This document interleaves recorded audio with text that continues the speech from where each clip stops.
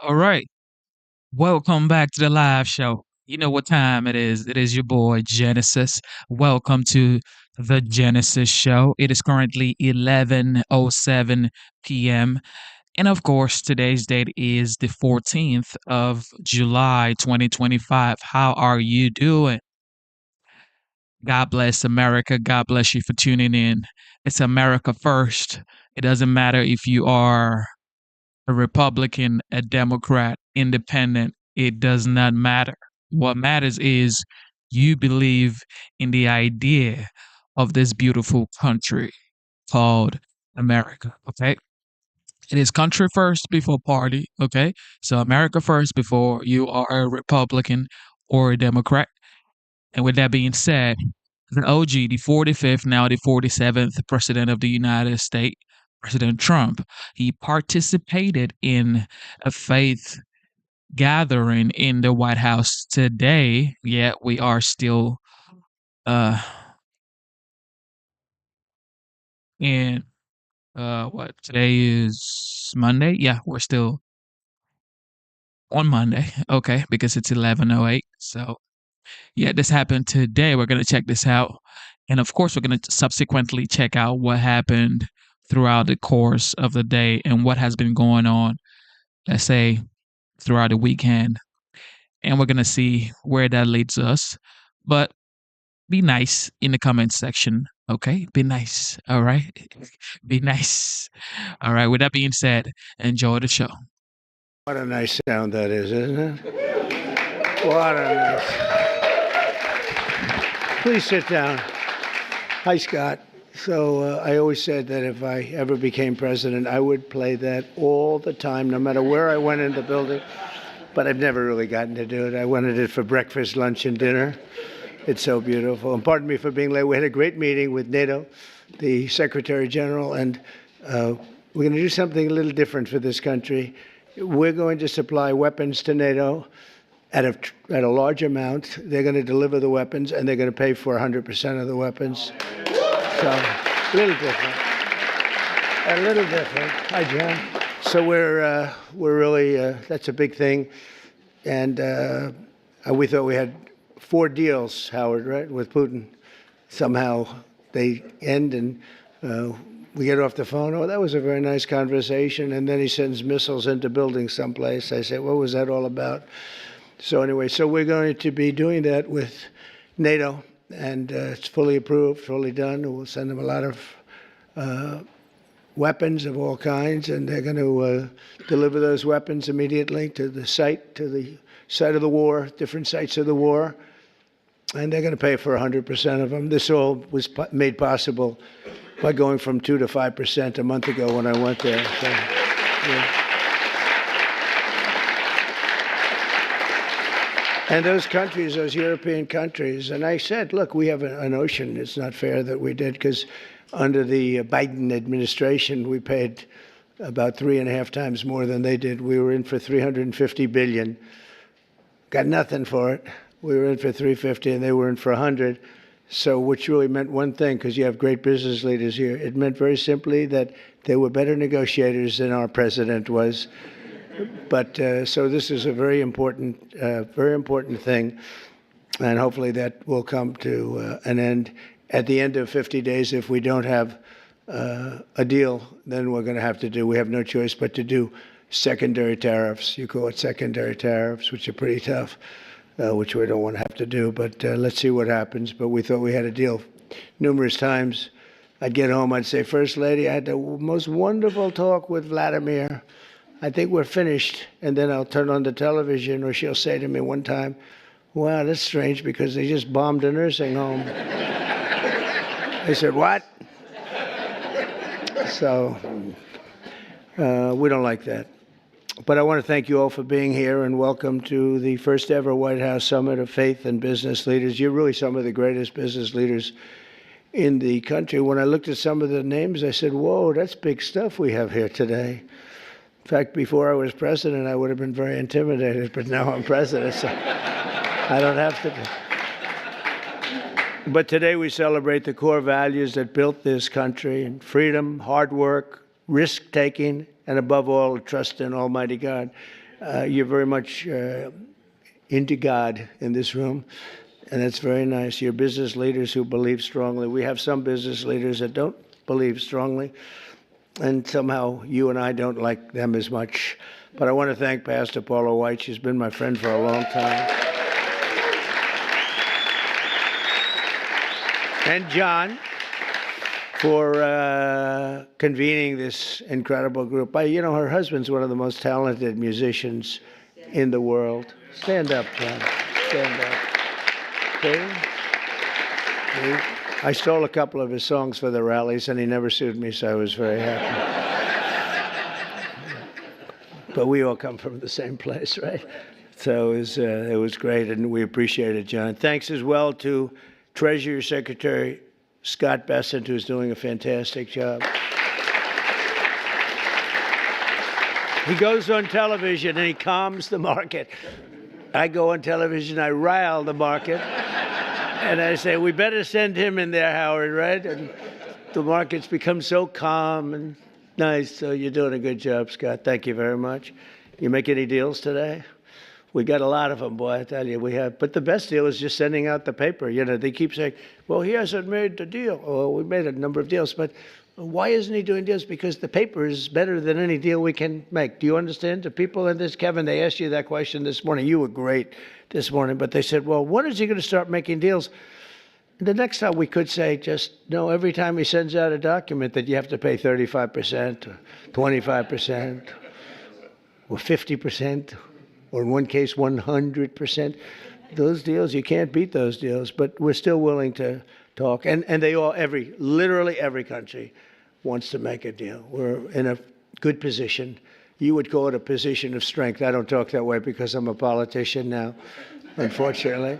And I don't want to talk about strength. I just want to say we have to be treated fairly because we were ripped off on trade and the military for, we protected other nations. Nobody paid us. Nobody did anything for us. Nobody helped us. And that's much different. NATO's a much different situation now. When I got in, I believe we were paying for 100% of NATO.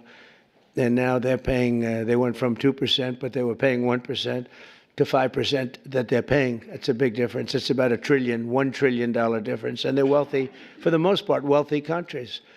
And some of them they're among the most powerful, among the wealthiest countries in the world. So they're going to start paying, and they want to pay. And we had a great meeting about 1 month ago. That set the stage for what happened here, but it's very important. So I want to thank Scott for being here. I want to thank Commerce Secretary Howard Lutnick.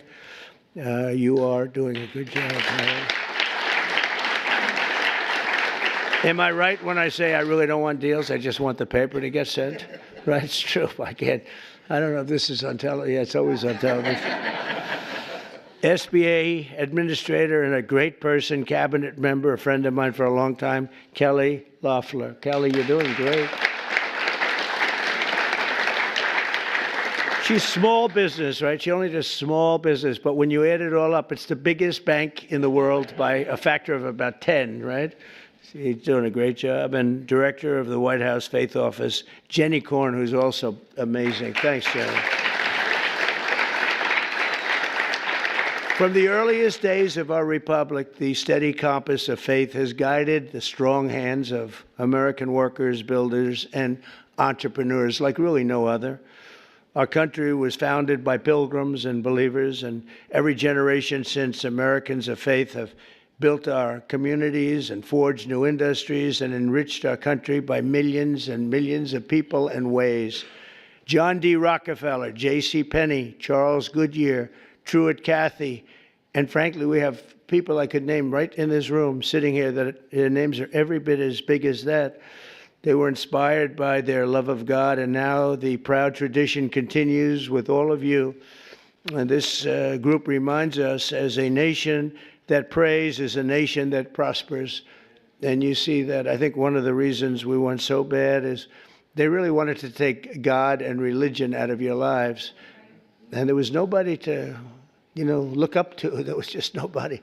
It was, we were freewheeling, and we can't freewheel. Now we have to bring religion back into the country, and we're starting to do that, I think, at a very high level Paula, a very, very high level. You see churches are starting to fill up again. Under the Trump administration, America is prospering and America is winning like never before. Our country is back. So I was in Qatar, Saudi Arabia, UAE, and then a month ago we were in Europe with all of the NATO countries, European countries, and plus Canada. And almost everyone said almost the exact same words. They said, 1 year ago, your country was dead. Terrible term, but that's what it is. Your country was dead. We thought it was finished. And now you've got the hottest country anywhere in the world. It's true. Is the hottest country. Did you see they found $25 billion of essentially profits last night? They said, where did it come from? It came from management, but it came from tariffs. And it came from, good business skill. And I've always made money. Now I'm making it for you people. I've had good days and bad days, but in good days and bad days, I always found a way to make money, and we have to do that for our country. But and we did 188 billion in Scott just now, 188 billion in tariffs, 188, and we haven't even started yet. That's only for cars and steel. We actually have barely started. The economy is roaring, business confidence is soaring, incomes are up, prices are down, and inflation is dead. It's dead. We have a bad Fed chairman, really bad. If he would lower the rates, and I tried being nice to the guy, it doesn't help. He's like a knucklehead. No, he's a knucklehead. A stupid guy. He really is. Each point, think of this, each point costs us $360 billion. Billion. 1 point, 360 billion. 2 points, you got $700 billion. And we're way high. We're at 450 or 425, 450. And how do you go borrow money at 1% when the Fed has you at 450? And, it's not that easy. I get angry at them. Why are we paying so much? Because he's got you up at this number. And we should always be the lowest. Now that we're doing great, we have no inflation. Think of it. Our stock market hit record highs. Everything's hitting a record high. We're really running good with no inflation. And we should be at 1%. We should be less than 1%. I think Switzerland is the lowest at like 0.5%. We should be lower because without us, there's no world. I don't want to sound overly aggressive, but without us, you have no world. And we've put our country on solid footing. We had a man as president who was the worst administration, worst president in the history of our country. We've had some bad ones, but he's the worst ever. What he did at our border can never be forgotten. 25 million people allowed to pour into our country, all unchecked, unvetted, murderers, gang leaders, gangsters, people that you don't want in our country under any means, terrorists. We have many terrorists in our country, and we're watching them close. Tom Homan, by the way, is doing a phenomenal job. Kristi Noem is doing a phenomenal job. We had last week, it was reported, nobody, not one, even I don't know if I believe that number, but it's done, the numbers are done by liberals. So they said, did you know that? They said we had nobody, zero, crossed our border. It's the first time that ever happened. Zero. Did you hear that? It's like crazy. But we have people from mental institutions, insane asylums even. That's a mental institution on steroids, essentially. But we had people coming into our country. We can't have them. And we have to get them out. But we can never forgive this administration, this past. And I'm okay with administrations. I mean, I can go through a Democrat administration, say, hey, look, they worked hard, they tried hard. But the things that they did to this country, we can never, ever forget it. From the rigged elections to the border, to the transgender for everybody, from men playing in women's sport. Do you ever take a look at some of these records? There was a long-distance race, a marathon, where they had a great female runner, a number of them, but they had one in particular, and they had just an average male runner who had transitioned. He won the race at the end of the day by 5 hours and 14 minutes. They waited for 5 hours. The weightlifting records are better, though. The weightlifting records are better. You know, the way they took a record that hasn't been broken for 18 years. 18 years. And, you know, they'd add a quarter of an ounce on each side of the barbell. And they'd just a little tiny piece of stuff. She'd go up and she couldn't get it up. And this guy comes along. Have you lifted before? Yes, at a low level. He was a low-level lifter as a man, but transitioned. And he goes up to that thing. Bing, bing, bing, bing, bing. Could have done it all day long. Broke the record by 119 pounds. The whole thing is crazy. The swimming records are pretty good, too. You got to see that. I told the story. You had this great group of young ladies, and they grew up with each other because, you know, they sort of swam at the top level. And they were swimming, and the one girl was seriously injured. She looked left, and she saw the same girl she grew up with, Kelly, in California. Same girls, you know, that young age, they sort of rise to the top. She looked to the right, she saw the same girls, but there was this giant standing right next to her. And he had transitioned. You probably heard this. He had transitioned. And she'd never seen her before.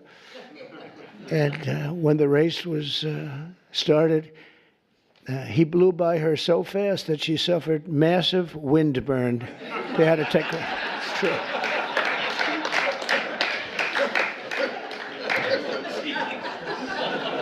And he got out of the race, and he went had a little lunch, and then he came back and watched the rest of the young ladies finish up. The whole thing is crazy, and it's so demeaning to women. It's so demeaning to women.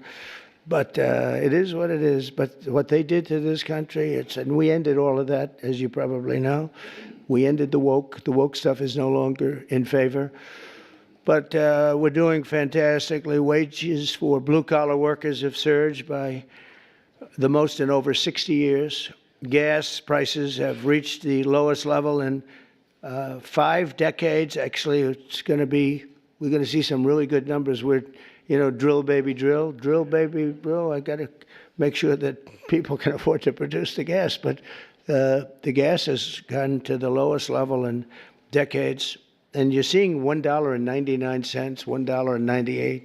$1.98, and I saw $1.95 at certain states. Not California, because every time it goes down, they add taxes onto you. You're at $6, $7. They just add taxes. All they do is they keep adding taxes. Terrible governor, doesn't know what he's doing. He may be a candidate, but if you go by success, you can't have him be a candidate. And on Friday, it was announced that the United States Treasury ran a budget surplus. Is that true, Scott? In June, for the first time in many, many decades. Wow. I didn't know that. That's a good one, too. I'm going to have to put that in my repertoire, Scott.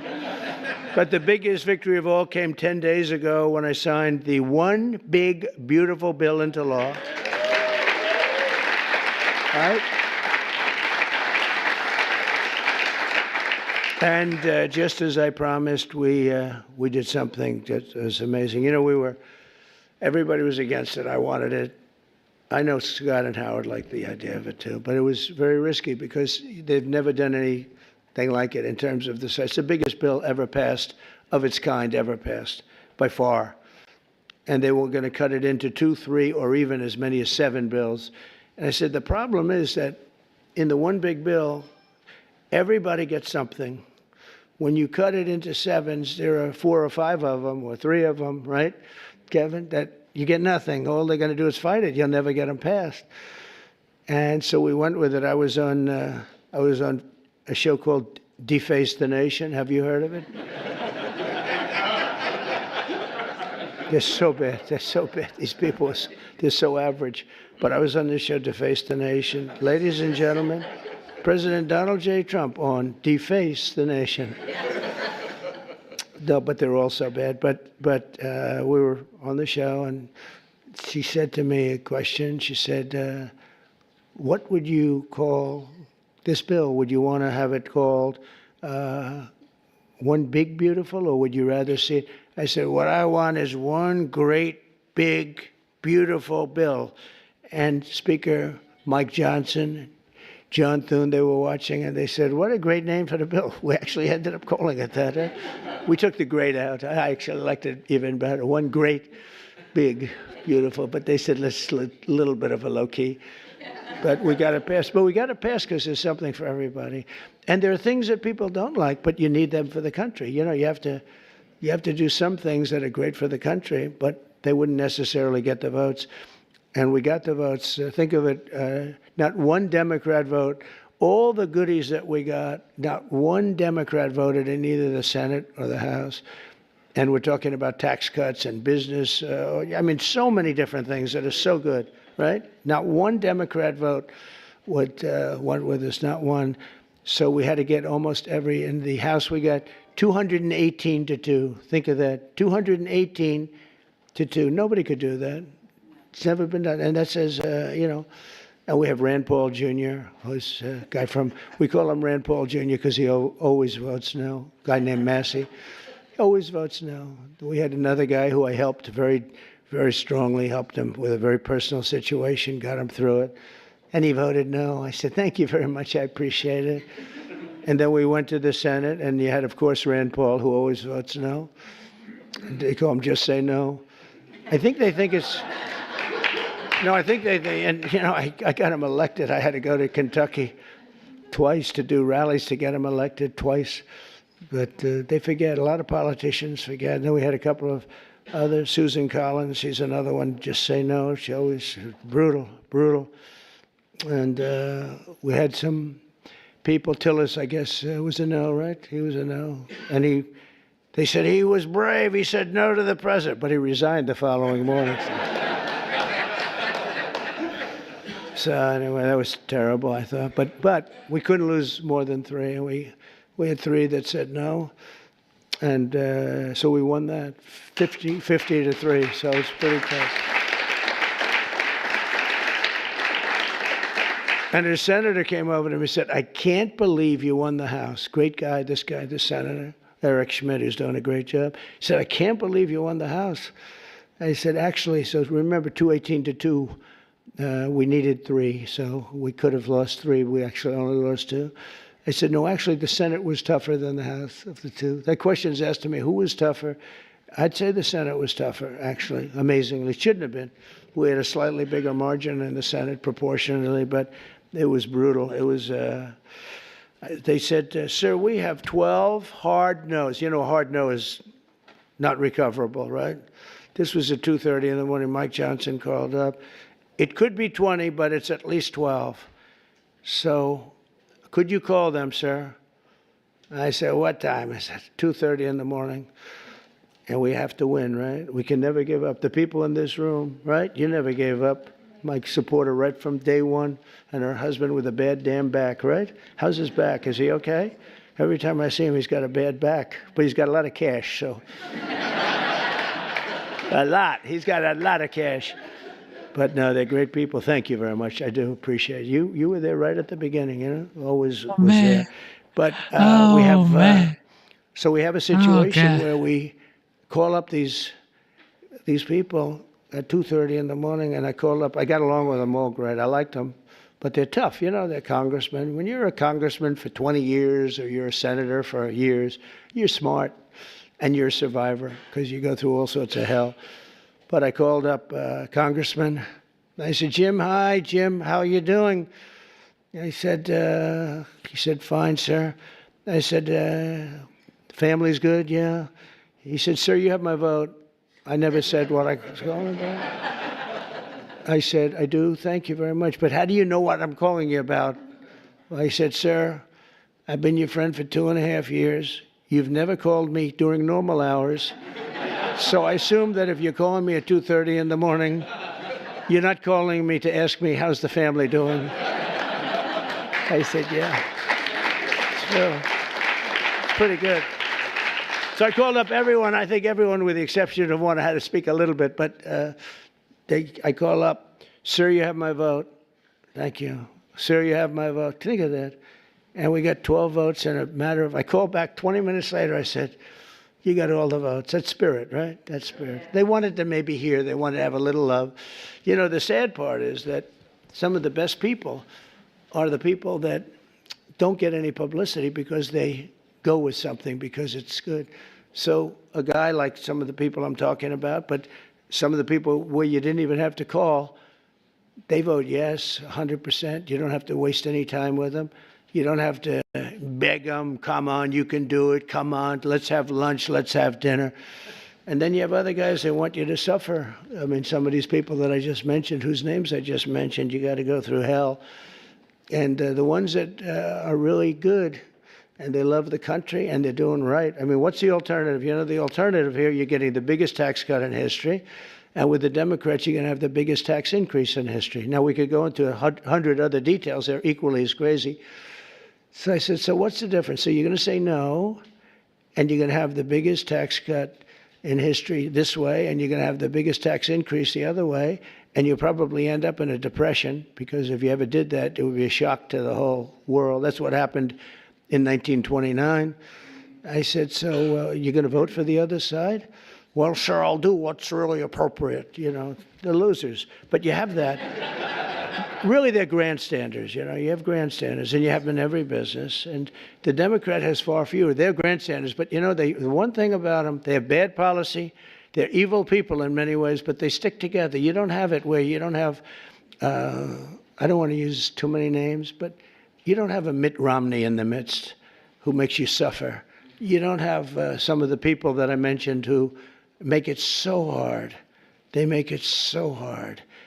And the alternative is one of two things. You can either get all these things and make the economy strong, or you're going to literally have perhaps a depression where you people so rich, so beautiful, so nice to look at, will be totally busted.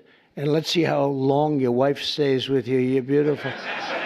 She'll stay with you for about 3 weeks, and she'll say, darling, I can't take it anymore. I can't take it anymore, darling. I'm leaving you. I said to one guy, he's a very, very unattractive man, but he's smart and he's rich. And I said, you better hope we get this thing passed, because your wife will be gone within about 2 minutes. He said, you're right.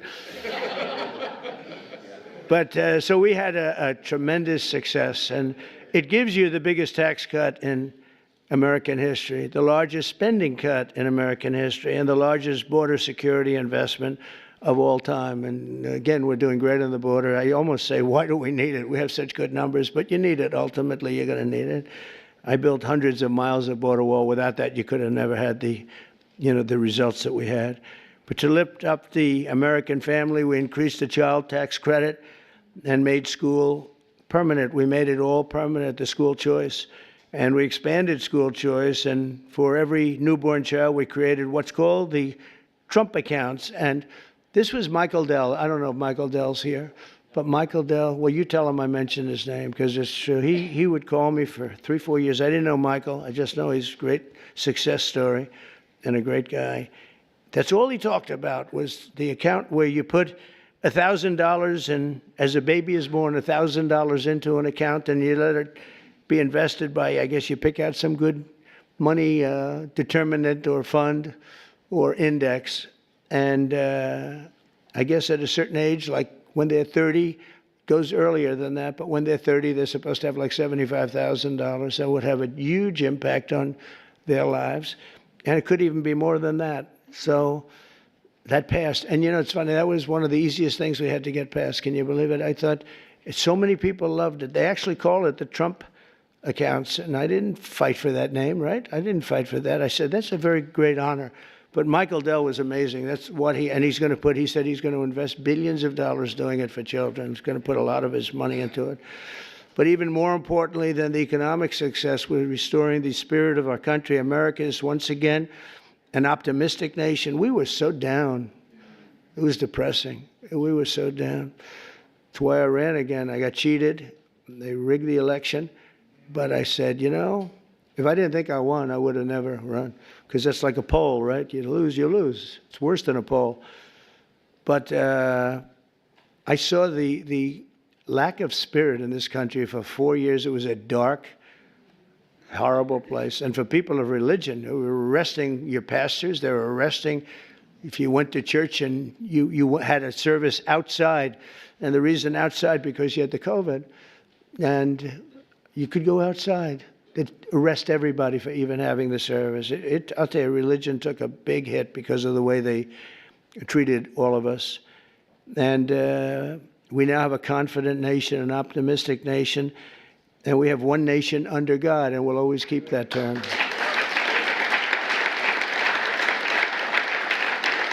And we're bringing back, very importantly, and not just evangelicals or Protestants or this, all religions, we're bringing them back into our country. As president, I've ended the radical left war on faith, and we're once again protecting religious freedom like never before in our country. We're protecting it like never before. We're getting rid of the Johnson Amendment that didn't let the pastors and ministers and everybody speak about politics.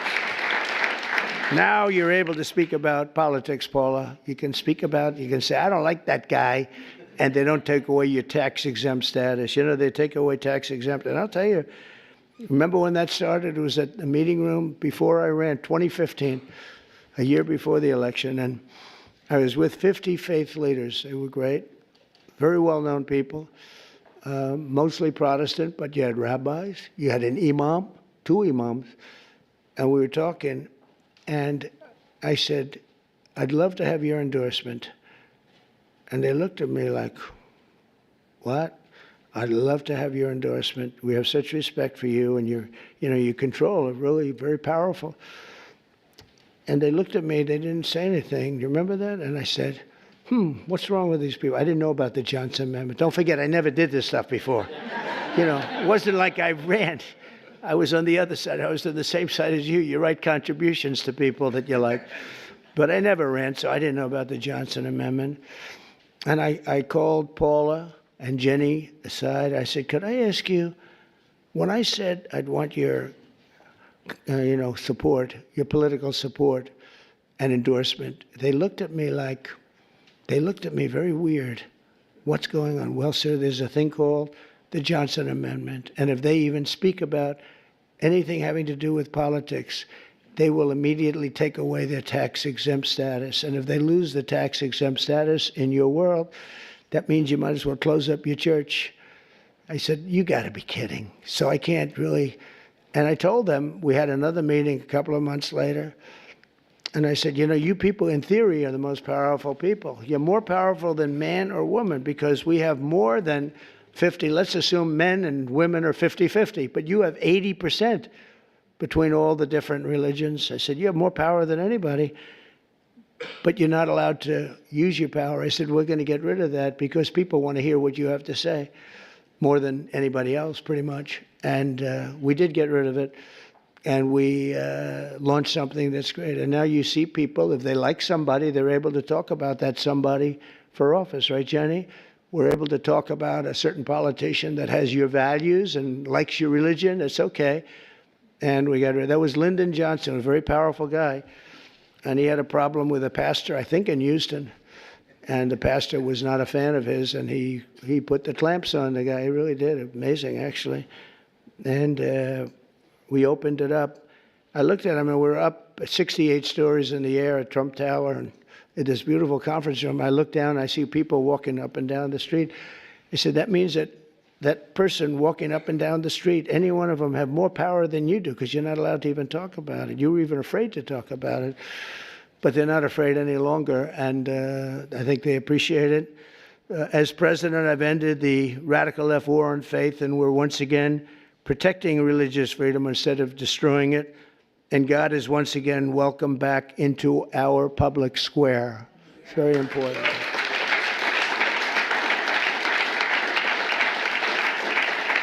And I stopped the Biden administration's persecutions of Christians and pro-life activists. They would put people in jail if they even uttered the word. And, well, look at me. I mean, look what happened to me. I was under investigation more than the late, great Alphonse Capone. Think of it. Al Capone would kill people for dinner. If he left the room and he didn't like them, he'd have them shot, killed, buried under a building someplace as part of the foundation of a building. They're all over the place.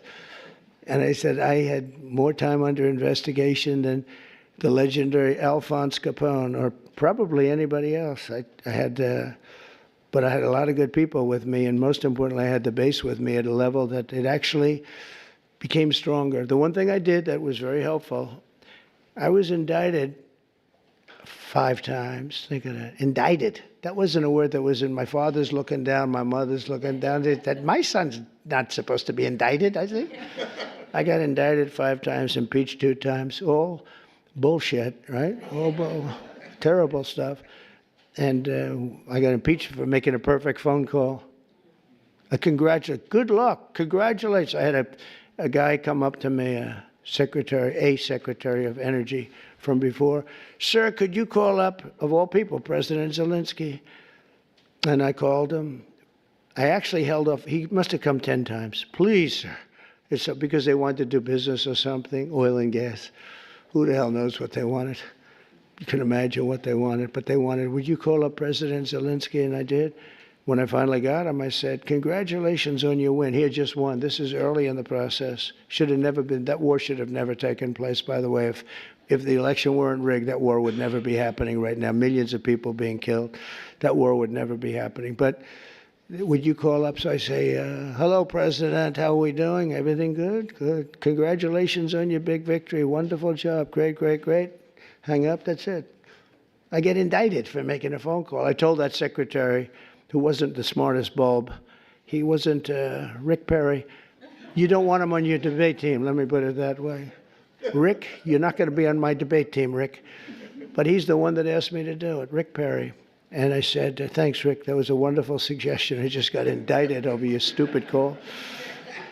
This is what we have to put up with, right? This is what we have to do. We have to put up with things. But it's been an amazing period of time, and we've straightened out so many bad things in this country. I created a Presidential Commission on Religious Liberty and established a Department of Justice task force to eradicate anti-Christian bias, because you have a very big anti-Christian bias that you don't think about and you don't hear about it. I established the White House Faith Office to defend and represent people of all faiths, and it's located in the White House. You've never had an office. You've never had that. And Jenny and Paul are there all the time, but we have it in the White House, so people can call up and complain, or they can call up and say, you're doing a great job, whatever. But we have it actually in the White House. Nobody's ever done that. We've restored the fundamental principle that God created 2 genders, male and female. That was a tough one. And we're defending parents' rights where the parents' rights have been taken away from them in schools. You look at some of these school boards, it's like they're brutal dictatorships, and we brought it all back. The parents have the control now, and last Monday, we effectively eliminated the infamous, as I said, Johnson Amendment, such a big deal, and various other amendments and things that really took away your free speech. That's what they've done. They've taken away free speech. I also want to recognize the incredible contribution of our great First Lady, Melania, and she says hello. And Melania did the Be Best initiative in supporting children in our foster care system. She visits a lot of children, a lot. Yesterday we went to the game, the soccer game. I don't know if you saw it in the Meadowlands. It was incredible. And she's always thinking about the children that have a hard time in helping America's young people reach their fullest potential. And it's remarkable to think that it was only 1 year ago this week that my time on earth nearly ended. And if you look at that, God was with me, because that's something that, in theory, I should not be with you today.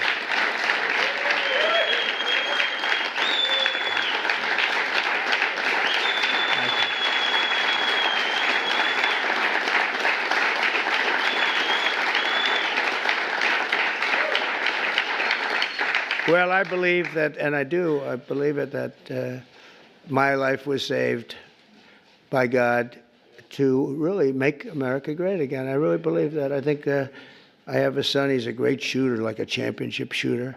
Don and Eric, who's a great shooter, both of them. But they said that at that distance with that gun, you didn't have a chance. And we turned the head at the right time, didn't we? Huh? We turned the head at the right time. So I don't know. Some people say it was lucky, and some people say something else. I say something else. I think God helped us. So I always believed in giving back to this nation, a nation that we love so much, and I know that everyone lives by that same sacred principle. The people in this room do, I can tell you. I hate when I see complainers, people that complain and they don't do anything about it. Like in many cases, the media, not all of the media. I must add something because we won in a landslide. Think of it, we won every swing state. We won by millions of votes. We won the popular vote.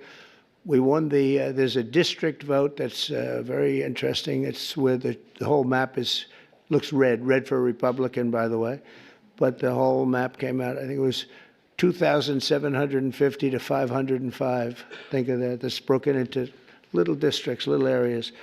We had an unbelievable election, and so I don't know, somebody said, how do you win without the press? But we have a hidden press.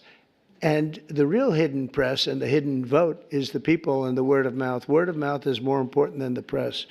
And they see what we do, and they see how we do it. I want to thank all of you and your great communities. And, it's a blessing to our country that you're here, and a blessing to our country that you become so successful and so great. And people look up to you, have no idea. You don't know. We take things for granted. You don't know. The people in this room are amazing. Looking at that list, I really said, that's something great. And you're all believers. I think, Paula, you wouldn't have invited people that were not a lot of, is there an atheist in the room? Any atheists? I don't think so. I wouldn't want to raise my hand if I were. I'd be in big trouble. No, you invited all people that are outstanding in faith and success, and it's a very noble group, but it's because of the patriotism and goodwill of citizens like you that America remains strong and faithful and free.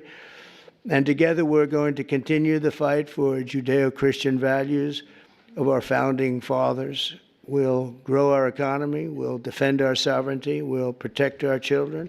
When you look at the job we did, I was just thinking, because President Putin said it to me and other leaders said it to me, when they looked at those B-2s go in, and think of it, they flew for 37 hours straight. We had 52 tankers, the gasoline tankers, and they rode along with them at different aspects, and they refueled.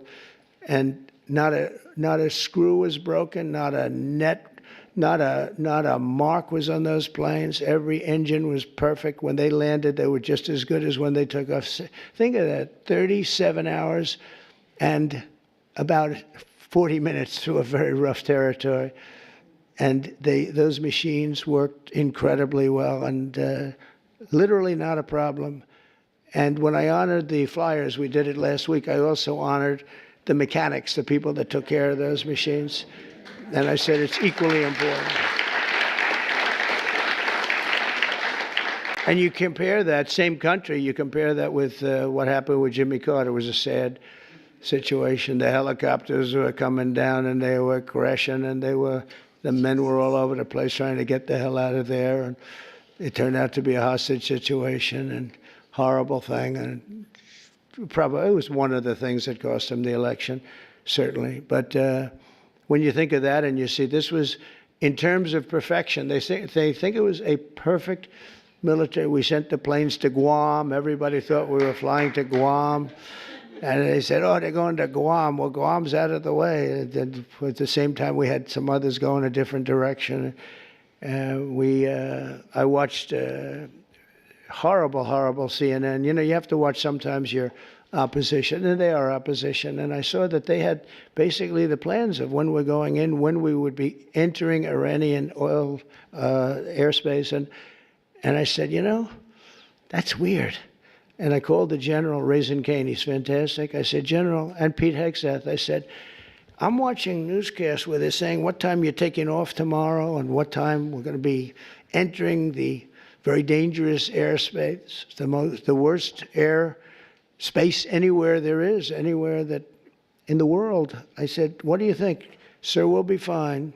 We blow them away, we'll be fine. Because, they went those B-2s with 7, and they were surrounded by a lot of great planes. F-22s, the most beautiful plane ever built.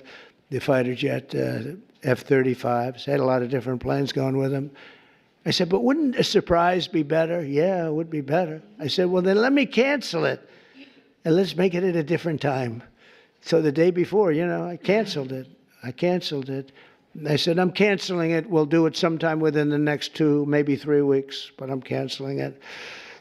And then I had a meeting, and I said, I have an idea, because I got slightly big coverage, to put it mildly. So everyone knew it was being canceled. I said, let's leave at the exact same time we were supposed to leave, the following day. And we took off, and that's when the planes went out to Guam and this and that, and we took off. And that was the only time, and they said it, that was the only time they knew we wouldn't be coming in, was the exact same time that I came. I said, let's do something. And they flew in, and they were stealth, incredible planes. They were stealth. And they hit every bomb, hit their mark. Every single bomb hit the mark. It was unbelievable how they did it. And then they said, skedaddle. Skedaddle means get the hell out of there. They had to get out of that airspace. But it was an amazing thing, and I think it was so great for our country in so many different ways. You see so many incompetent people, like the way we left Afghanistan with Milley and all these incompetent, stupid people. And Biden, it was him. Leave everything behind. We'll leave jets behind. I said to Milley, I said, so you mean to tell me, because I was going to leave. We would have left earlier than them, but we were going to leave with dignity and strength. I said to Milley, you mean you want to leave a jet fighter behind? Sure, it's cheaper if we do that. I said, wait a minute, give me a tank of gas and I'll fly it to Pakistan, or I'll fly it to someplace, or I'll fly it back home. Why is it cheaper? Oh, it's just cheaper. That's when I realized the guy was grossly incompetent, okay? He's telling me it's cheaper to leave a plane than it is that the planes cost $150 million apiece. Let's leave it, sir. It's just great. And they did. They left all, I was taking everything, but they left it behind. But when you look at what happened and compare that to what we have now, we have a real great machine. I rebuilt the military in my first term, and we left some of it to Afghanistan and the Taliban, and they have their parades. I hate those parades. Every year they have a parade wheeling down our equipment on some very unattractive street. That's, their Fifth Avenue. They show our equipment going down. It's getting older and older, but I hate to see it.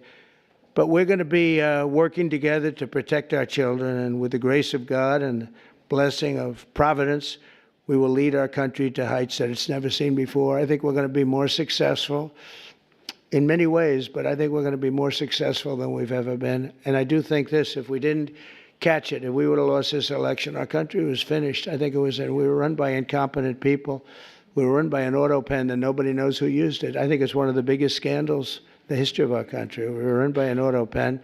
Nobody has any idea who used it, including Biden. He doesn't know. He saw that interview yesterday. He knew nothing. So it's a very terrible, we're against an evil group of people, and they're very smart, very smart. He's not, but they are. They took over the Oval Office. They actually took over the Oval Office. We can never let a thing like that happen again. So, Paul, I want to thank you very much, and I want to thank Jenny, and most importantly, I want to thank the people in this room. You really are incredible people, an inspiration to our country. And I know you don't know that. You don't think it because you're too busy working. But you are. You're a great inspiration to young people that want to be just like you when they grow up. And thank you very much for being here. And it's a great honor. And, Paul, I think you're going to say a prayer. I'll stay with you while you say your prayer, okay? Thank you very much, everybody. Thank you. Thank you very much.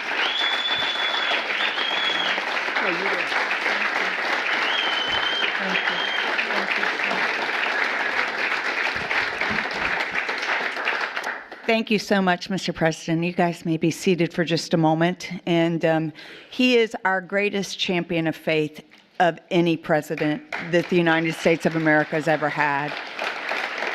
We are deeply grateful for that. We are very honored that you are all here with us at the White House. and where faith is not sidelined, but has a seat at the table. And as we gather today as leaders of industry, of vision, of faith, I believe that today is going to be very enlightened. And I'm so overwhelmed. We're getting ready to worship and pray and to just think that prayer, worship, and doing good works is welcome back into the White House.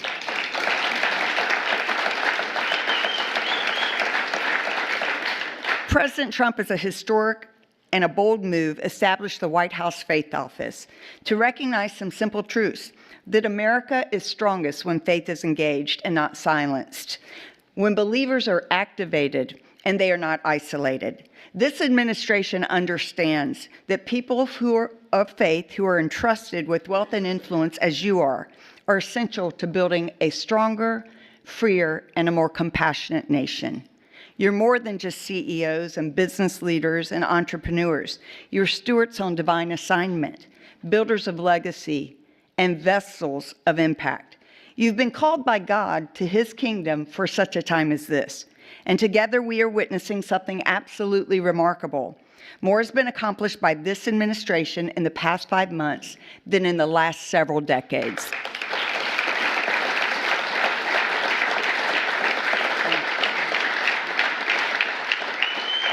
And that is due to the leadership of President Trump, his administration, and the great team he has assembled. America's spiritual and moral foundations have been restored, and it's only the beginning. Today's not just a luncheon. It is a moment of divine alignment, a commissioning. And we believe that God is raising up business leaders who don't separate faith from enterprise, but who see their platforms and their pulpits as their businesses and instruments for eternal impact. Let us pray. Heavenly Father, we come before you with great reverence and expectation. Your word declares in Isaiah chapter 43, verse 19, "Behold, I am doing a new thing. Now it springs forth. Do you not perceive it?" Lord, we do perceive it. We see the stirring of your hands, reviving hearts, reforming systems, raising up leaders at this very hour. We thank you for our great president, President Trump, for his life, his courage, his clarity, and unwavering defense of faith and freedom. May your wisdom guide him and your protection always surround him, according to your word that does not return void. In Psalm 89:21, that you say, "My hand will sustain him, and surely my arm will strengthen him." We bless every person in this room, those you've entrusted this wealth, strategy, and vision to, according to 1 Timothy 6. That you tell us, do not put our hope in riches, but be rich in good works, generous and ready to share. So they are your Josephs in Egypt, the wise stewards in famine. They are your Daniels in Babylon, the uncompromising voice, and your Lydia in Philippi, the ones who expanded the kingdom. Let this be more than a meeting. Let it be a movement where we come together and converge to bless communities, care for others, and reach nations, empowered by your purpose and your grace. Unite us with the common cause to use our time and talent.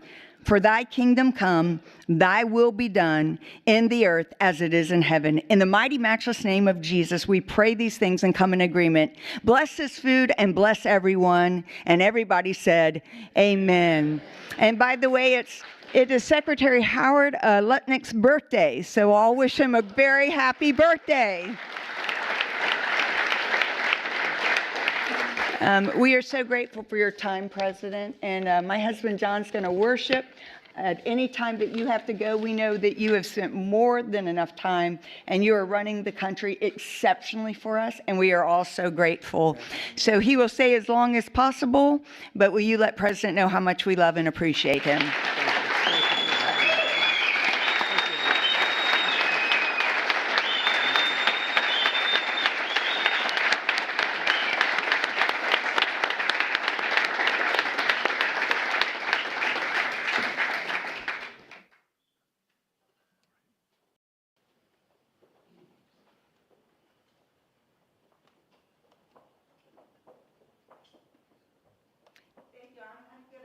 To remain.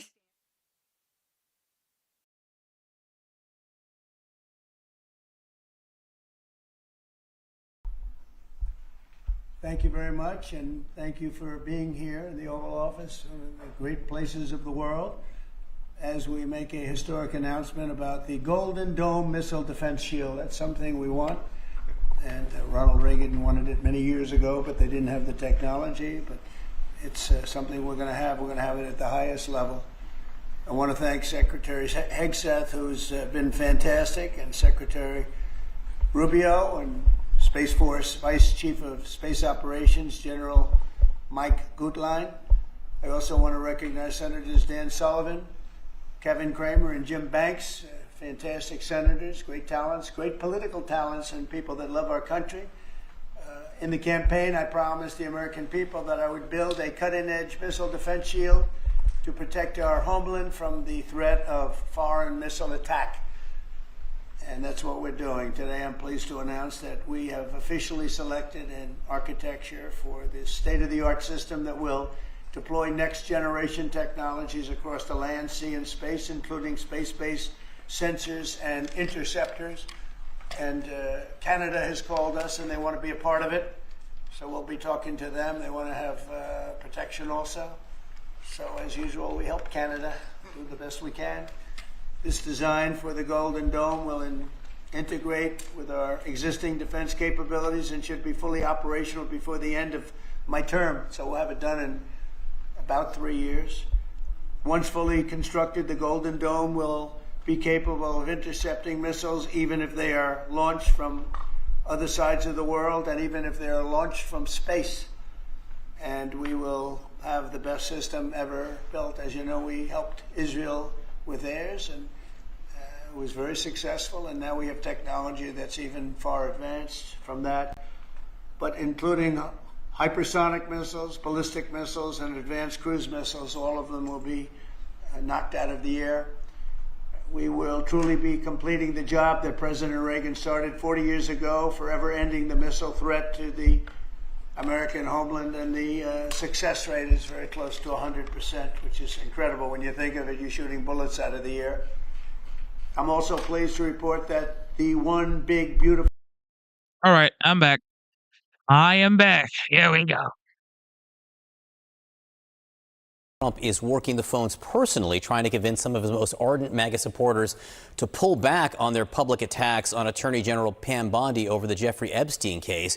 This, as one of the president's fiercest supporters, conservative activist Laura Loomer told Politico, quote, there should be a special counsel appointed to do an independent investigation of the handling of the Epstein files so that people can feel like this issue is being investigated and perhaps take it out of the Attorney General's hands, because I don't think that she has been transparent or done a good job handling the issue. With us now, CNN senior legal analyst Ellie Honig, who just so happens to be having a book about special counsels, a highly anticipated work coming out shortly. Ellie, a special counsel in this case, what would that special counsel investigate? What are even the legal issues surrounding the Epstein case at this point?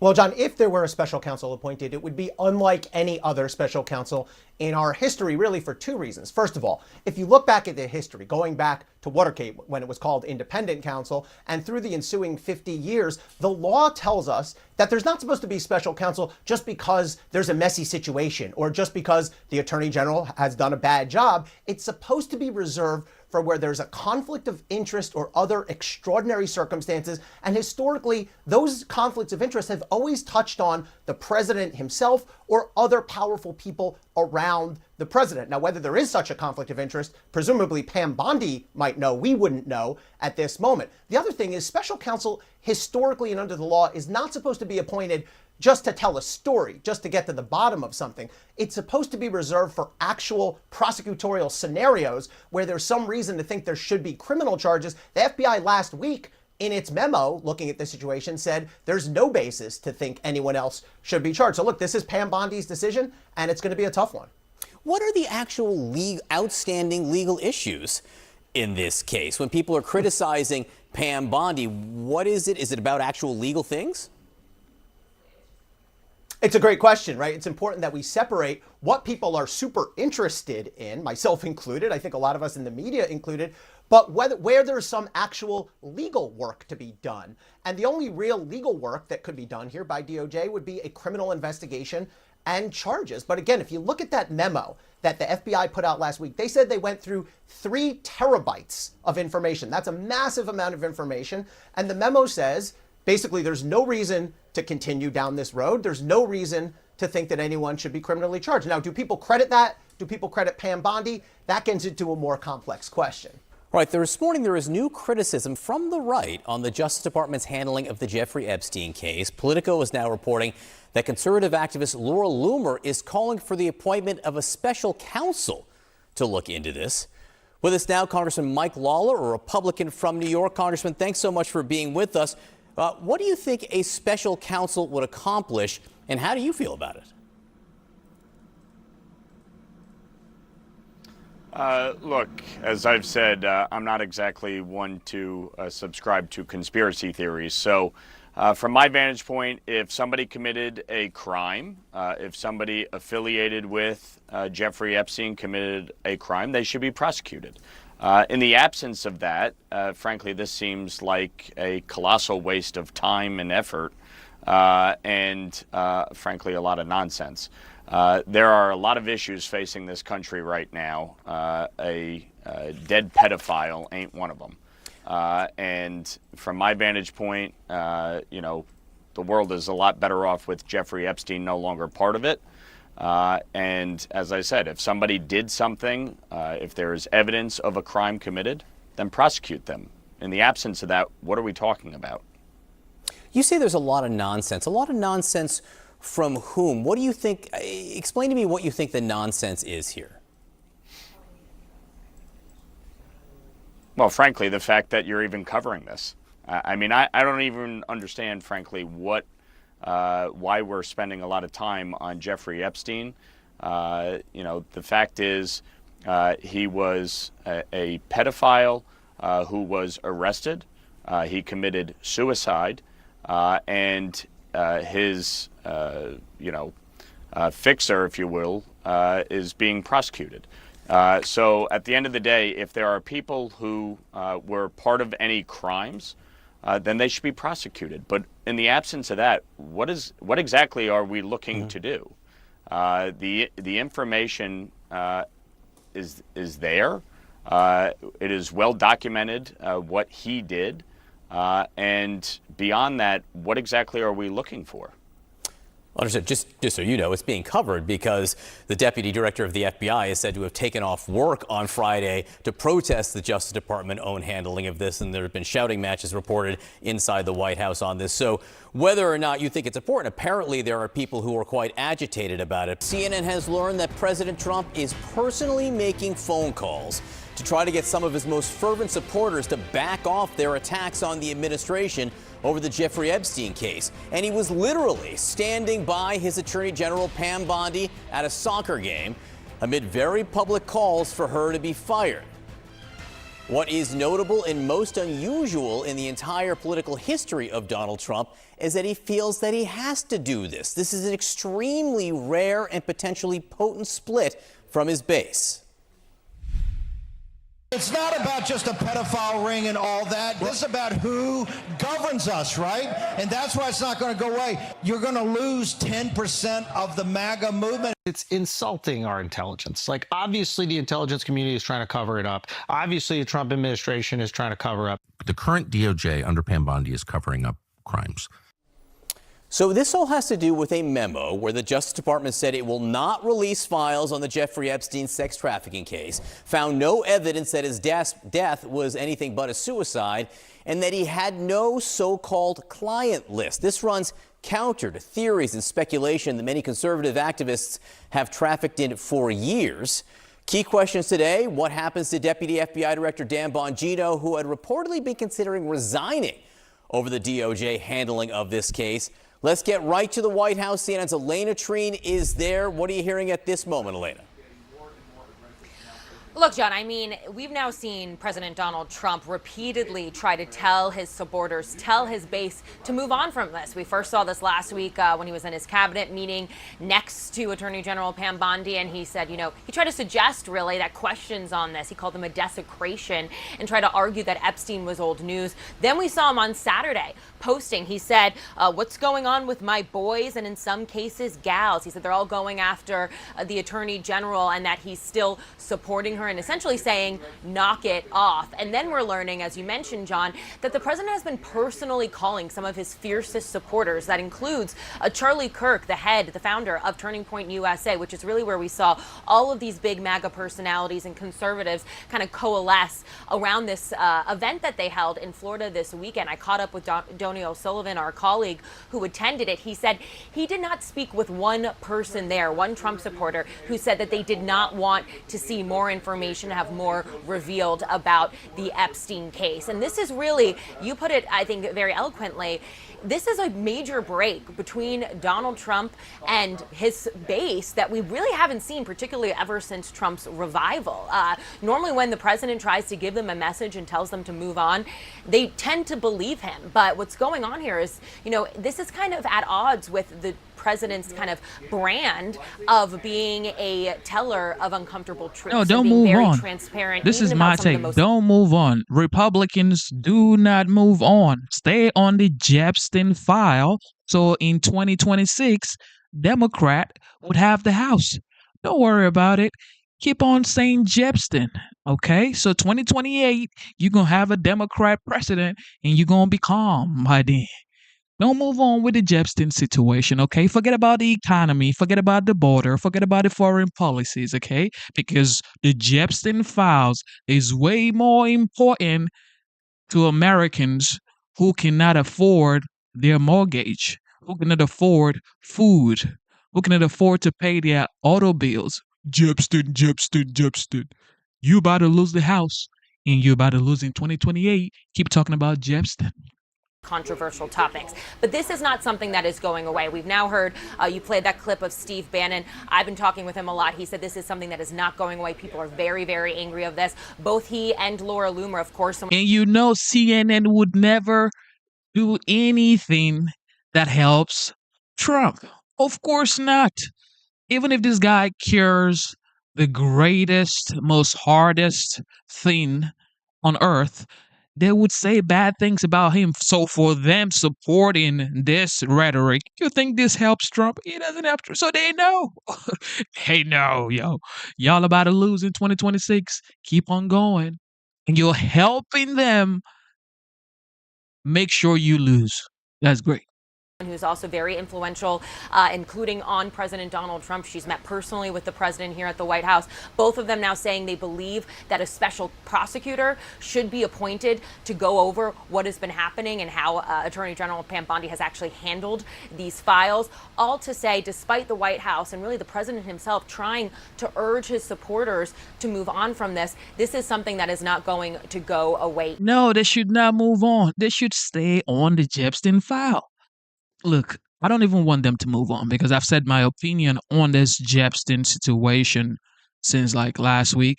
But the fact is, the only thing the Republican Party has right now for itself is Trump.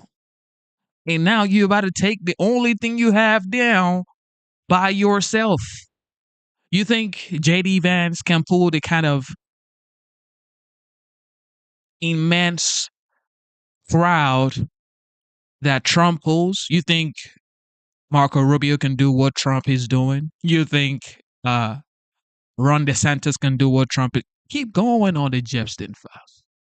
Easily, and it also comes, as we know, that people here in the White House themselves, this isn't just people on the outside, really feeling like the way that this was handled was mismanaged. And there's a lot of frustration here with how Pam Bondi has really tried to, message all of this. Yeah, look, we'll see where this goes, but I don't think there's any denying. Well, congratulations, Republicans. Democrat agrees with you. CNN agrees with you. All right, here we go. More on Dan Bongino. As of this morning, sources tell CNN that Milking leaders at the Department of Justice have not spoken. CNN is milking it.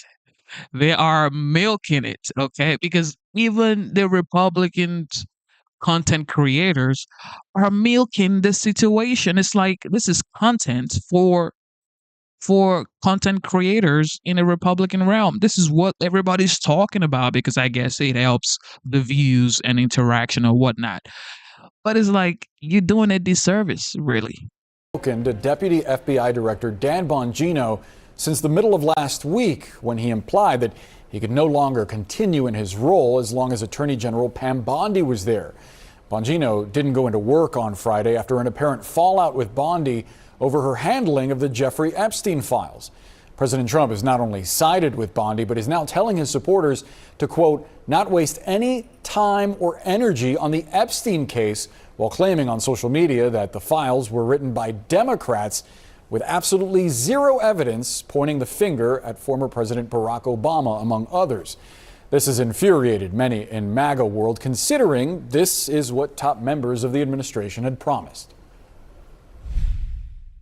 Yeah, I'd be inclined to do the Epstein. I'd have no problem with it. Seriously, we need to release the Epstein list. That is an important thing. Put on your big boy pants and let us know who the pedophiles are. I'm not ever going to let this story go because of what I heard from a source about Bill Clinton on a plane with Jeffrey Epstein. I'm not letting it. Let me tell y'all something. Let me just tell y'all something. I do not know how the Republican Party would come out of this, because this right here, this clips right here, this is how the Democrat Party would campaign for Congress in 2026 midterms, and in 2028, whoever they have coming would have a lot of these clips to just campaign on, because all of the top dogs in the Republican Party keeps on talking about this. So they're just going to clip you guys and use you against yourself.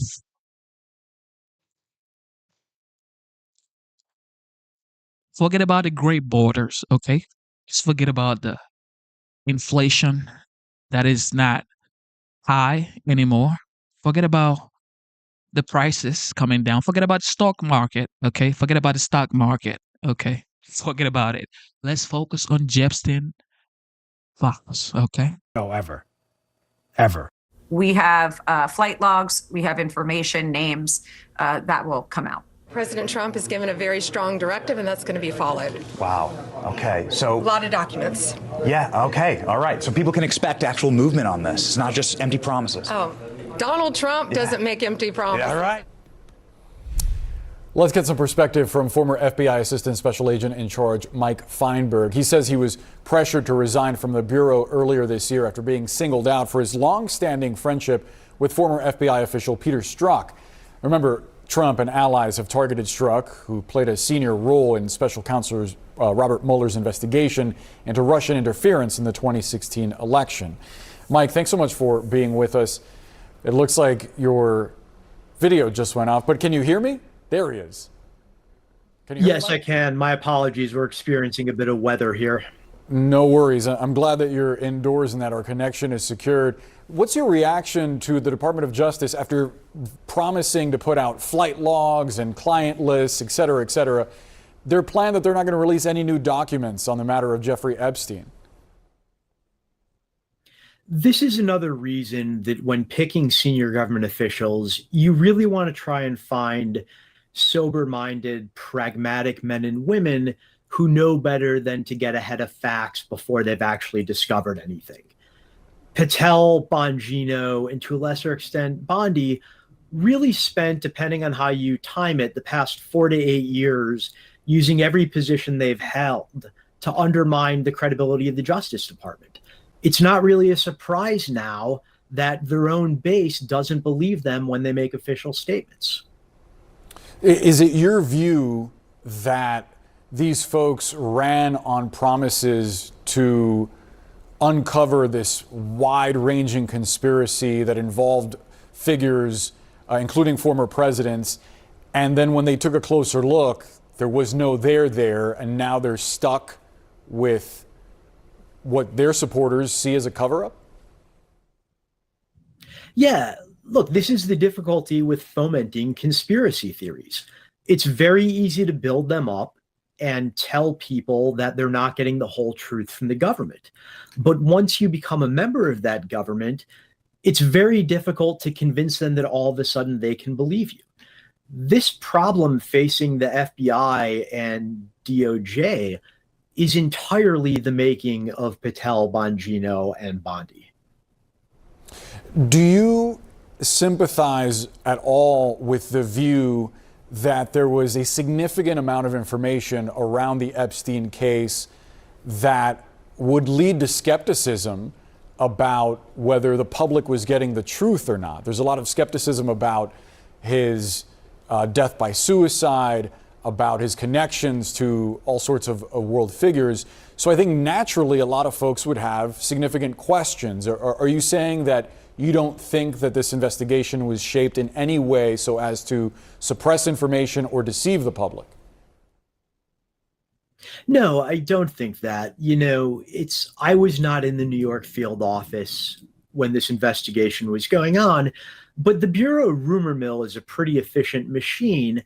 And, I generally didn't hear about investigations being influenced by political or media considerations. I know some people have that point of view. It's a point of view that has been inculcated by people like Bongino, but I never saw anything like that. And I certainly never heard any rumors or any sort of assertion whatsoever that this investigation was being slow walked, or that there was a cover up of some sort, or that it wasn't being handled by the book. There is also a question about the potential opportunity cost of having FBI agents ordered to work around the clock so that the Attorney General could try to fulfill his promise to release more information. A lot of these agents were supposed to be working on national security matters. How much of the FBI's resources do you think have been dedicated to just reviewing this case? Much too much. For a good portion of the beginning of Patel and Bongino's reign, I was acting as the special agent in charge of my own field office. And while I'm not going to get into specific details that have not yet become public, the fool's errands that we were regularly required to exert time on really took away from serious investigations. I'm talking about public corruption and white-collar investigations, counterterrorism plots, counterintelligence schemes. There is this willingness to throw personnel, money, and resources at whatever is catching the eye of the MAGA base right now, and that's not a way to run an investigative agency on which the public defends. When you allude to these fool's errands, I wonder, and I noted that you didn't want to get into specifics, but I wonder, did that involve loyalty tests, so to speak? No, I'm not talking about loyalty tests. I'm talking about relatively baseless conspiracy theories, which individuals like Bongino have now spent years alleging that the government is covering up, and being forced to scour files for things that we know aren't there. And I get there's going to be a certain amount of political pressure in any administration, but this was really, to a degree, I never saw under any other president or any other director or any other deputy director. Wow. One last question, Mike. Do you think that the American public knows the truth about Jeffrey Epstein?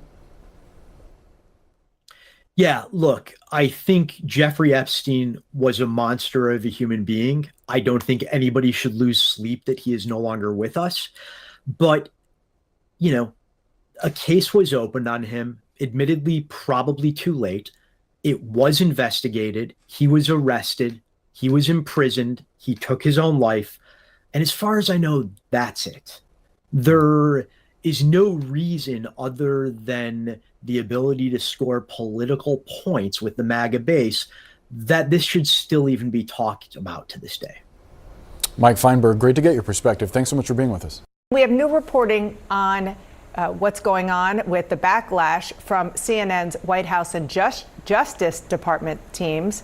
FBI Director Dan Bongino, who fanned the flames of this conspiracy theory as a far-right podcast host, could be on his way out. He threatened to quit unless Bondi was fired. Sources tell CNN that the president was infuriated by that, and maybe it has caused irreparable damage and a rift between Bongino and the White House. Kash Patel said in a tweet over the weekend, the conspiracy theories just aren't true. Now, we think those conspiracy theories he's referring to are that he would quit or be fired, but we'll see. It's an honor to serve the President of the United States, and I'll continue to do so for as long as he calls on me. Yeah, I mean, I think the other really interesting dynamic about this entire story is a lot of the anxiety around this and the frustration with how it was handled is not just on the outside, it's on the inside of the White House as well. I mean, as soon as that memo went out, I talked with a ton of people at the White House who said they were very frustrated with specifically Attorney General Pam Bondi on this. And now you're hearing, of course, we're getting a look at how Dan Bongino is one of the people who is also not happy with this and kind of making it known. And we have new reporting now, and Kristen Holmes is behind some of this as well, is that the vice president has been calling up Bondi, Patel, Bongino to really try and get them all on the same page here because they don't want an internal crisis as well as an external one. But isn't it, we have seen over and over again that Donald Trump sees the Justice Department and his Attorney General as his personal lawyer, does what he says. For him to say this is, or for anyone to say this is Pam Bondi and not Donald Trump goes against all of that. Which is why so many people aren't buying it in his orbit. You were at the Talking Points USA conference. This was much discussed. Yes. All right. Welcome to the show. You guys are awesome for sure. So, it's not going away. It's not going away, yo. Turning points. Excuse me. But there are, it's mostly talking points. I love I love what the kids are doing at Talking Points USA. Well, you know, I love spending my summer weekends. And America's talking. I love spending my summer weekends at a Charlie Kirk conference talking about Jeffrey Epstein, and that's exactly what But man, Charlie Kirk was talking about it Friday, and now all of a sudden today, I'm not talking about it anymore. Yeah. Here is what some of Trump's most ardent supporters told us. Okay. What do you think is going to happen? I think they're going to maybe give us pieces and maybe not the whole thing and think that that's going to suffice. And I don't think people are going to be quiet about it until they really do it. But who knows if we'll ever know the true story. Ultimately, I mean, how bad do you think it would be for the MAGA movement, for young people's trust in Trump if by the end of his term they don't release everything they know about Epstein? Well, I think that if they don't release the Epstein files, whatever J.D. Vance says then is irrelevant because it's like everybody's going to take it as like a lie because of what Donald Trump did. But I think J.D. Vance wants these files released as well. And I think that Donald Trump, he promised them, so he needs to do it. No matter who's on them, we need to release the Epstein files. The whole debate's about Bongino versus... It's like children talking about, we want Epstein files. Just shut down the country. Shut down the country and the world. Because your mentors, okay, your pastors, okay, the leaders of the world, the kings and queens, okay, all on the goddamn list. So, just end the world. Versus Bondi, but ultimately it's Trump's decision, right? I mean, he has the power. It's Trump's decision. It's Trump's decision. I think again, and I'm not going to make the decision for the president. It's not my job. It's not my place. But I do think the way that I'm seeing it played out is that Bongino will be here and Pam Bondi will be the fall guy. You think that's fair? I don't think anything's fair in politics. Yeah, nothing is fair in politics. Look, on stage and off stage at that conference all weekend, that's the only thing people were talking about. And that message from Trump is telling people to stop talking about it didn't work. I mean, you saw maybe it worked for Charlie Kirk over the space of the weekend, and now he doesn't want to talk about it anymore, but not landing with the base. Alyssa, as somebody who knows public relations and certainly worked in the previous administration, the first term, what have they done wrong and right here? Well, I think the big misperception was that Pam Bondi was not acting in lockstep with the White House when she put out this memo last week. This DOJ operates very closely with the White House. It's totally untraditional. She would not have put out this memo. I would say there is no chance that she put out this memo without at minimum telling the White House this is what it's going to say. And actually, one of those supporters of Donald Trump said it well. The president could, if he wants everything the government has on Jeffrey Epstein to be released, he could snap his fingers and make DOJ do that tomorrow. So that's where I think Dan Bongino, the deputy FBI director, was misreading the room by going after Bondi and saying it's mere Bondi. Clearly, President Trump is standing by her. Clearly, she had authorization to put out what she did. But this might be the most dramatic misreading of Trump's base by the president. This is something that has animated his voters in such a palpable way. If you think of even the conspiracy theories like QAnon and Pizzagate that exist, they're all kind of tied into this idea of these pedophile rings, people in power who are getting away with things. So to kind of flip on this massive animating issue is something that it is not going to go away. Saying stop talking about it is not the answer. Gretchen, do you think President Trump's post over the weekend just drew more attention to it all? Yeah, because I think he's trying to just wish this away. And the more that he doesn't say any information about it, we know as journalists, we just want to know more about it, and it keeps the story alive. I think the only way really to combat this is to blunt what Pam Bondi has done and simply admit that she over-exaggerated what was there in the files. But then if he does that, he has to fire Pam Bondi. And he doesn't seem to have an appetite yet for doing that. So he's really in a pickle. And what I would just also add is that he should be talking about his victories right now. I mean, let's face it, whether you like it or not, he passed the big, beautiful bill. He had a successful attack against Iran with no repercussions yet back on the United States. And yet, instead of, being in that, reveling in that political power, he's instead facing a rebellion. Yeah. I mentioned this to you during the break, but I don't know. If I'm Dan Bongino and I want a podcasting career, because I don't think I'm going to have a longevity at the FBI in any further administration, it would seem to make sense if I'm Dan Bongino to want to lead the FBI now and be the guy who blew the whistle on this or left because of, being upset about Epstein. Otherwise, how's he going to get back into podcasting? That's my... Isn't that just so absurd that that's a consideration for the deputy director of the FBI? FBI? But it's incredible to me but you're the right. FBI director, you never saw Chris Wray on any podcast. But you're completely correct. And Tucker Carlson, again, we're living in a world where Tucker Carlson is the voice of reason. But he made that point on a podcast today. Great. I'm glad we're in alignment. But he literally, because these guys have good lives. I mean, they're making a lot of money. There's a great grift in this.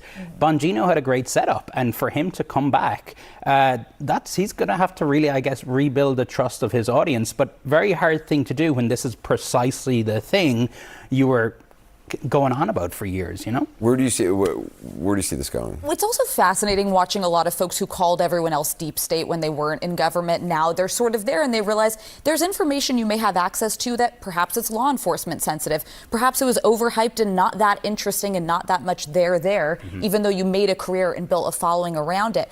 But what I think some folks around the Trump orbit misread is Donald Trump does not talk about Jeffrey Epstein very often. I looked it up. It was something like 5 times in the last decade. And in most cases, it was in response to somebody asking. I think he gets Jeffrey Epstein is an evil, gross dude that nobody likes, and his past association with him is not something he wants to highlight. But there are people from the vice president, Kash Patel, Dan Bongino, who have built followings. They have kind of built their profiles on saying, we're going to get to the bottom of Epstein. And they didn't realize this president really didn't run on that. Perhaps people elected him on it because of his supporters saying that and people around him. And that's where this fracture is. He wants it to go away, and they promised people they were going to get them answers. So it's going to come to a head, and they're going to have to decide where they want to be. And I wouldn't be surprised if a Bongino walks at some point. Gretchen, you heard your old colleague at Fox, Megyn Kelly, over the weekend. She also said that this controversy could cost the president in the midterms. Do you think there's really a chance of that happening? Oh, who knows? I would bet much more on the fact that the tariffs affecting prices for consumers and potentially a bunch of small businesses going out of business as a result of the tariffs would be much more of an indicator on the midterms because, let's face it, you and I both know that it's the economy, stupid. I mean, that's pretty much what determines most elections. But there is kind of a red herring here because, to Alyssa's point, this seems like this incredible issue that's fracturing MAGA right now. And I find it fascinating as a political analyst because the Epstein files have nothing to do with the MAGA-based daily life. Nothing. I mean, it's not about the economy. It's not about immigration. It's not about anything that actually affects them. And yet it seems to be so important. So I do see it as a potential red herring that it could have this long-lasting effect. Well, it does. I mean, Doni, you and I have discussed this ad infinitum. It does tie into the whole QAnon, conspiracy theories about Democrats and Pizzagate and all that. It is wrapped up in that. Yeah, I mean, that's a very interesting point in that I guess so many of the things that the MAGA base have been conditioned basically to be obsessed about they are distractions, right, from really things that have material impact on their lives. But that's part of the strategy, right? That is part of the strategy from the top to say, let's sell these conspiracy theories about evil cabals and everything else like that. So, yeah, I mean, really, they've fanned the flames of this conspiracy theory for years, and now they see the danger of playing with fire. Alyssa, what do you think of Hakeem Jeffries on the Democratic side talking about, an investigation? Do you think that's a wise strategy for Democrats to kind of jump in on this? If Democrats had some great messenger on maybe the minority leader on the oversight committee, this could potentially be. I've just yet to see Democrats really take hold of an opportunity from Donald Trump and win it. I will say this, though. I've been surprised by how much people left, right, and center are fascinated by this story and do feel lied to by the government. So that's where there may be an opportunity. I've heard from Democrats who are like, this just doesn't feel right. The video doesn't feel right. This memo that suddenly there isn't anything. So there may be an opportunity to reach voters and simply saying we want more transparency and trying to take up that mantle. But otherwise, it feels like it's a lot of the same bickering around the edges that we see in Congress. Why wouldn't they release the whatever files they have? I mean, I guess there may be witnesses who didn't want their names in there, victims perhaps. I don't know. Go ahead. A lot of things could be redacted. So in the way that in the national security space, you have things that are classified, oftentimes the DOJ has things that are law enforcement sensitive. It could deal with informants. It could deal with victims that you want to protect, stories that you want to. But there is a way, I'm nearly certain that there's more that the Department of Justice could put out while redacting sensitive information. That's what doesn't seem to make sense to me. Yeah, and of course, I mean, we know that Trump has obviously hung out with Epstein in the past when there's no allegation of any wrongdoing there whatsoever. And from the people I spoke to this weekend, nobody thinks that Trump did anything wrong, right? But what some people speculated was, well, that maybe some of his friends in New York, there's maybe damaging things there. And they talked about how Trump is such a loyal guy and doesn't want to upset people's families in that sort of way. I will just mention, I can't underscore the disconnect here enough, because that post from the weekend, Trump's post of the gals and boys, that was on Truth Social, basically a pro-Trump echo chamber. It has, I think, about 47,000 comments under it right now. I've never seen the likes of it on Truth Social before. They're basically all negative. Really? They're all pushing about the president. Yes, pushing back against the president. I went through many of them. I couldn't find one positive thing. So that's very unusual. Yeah.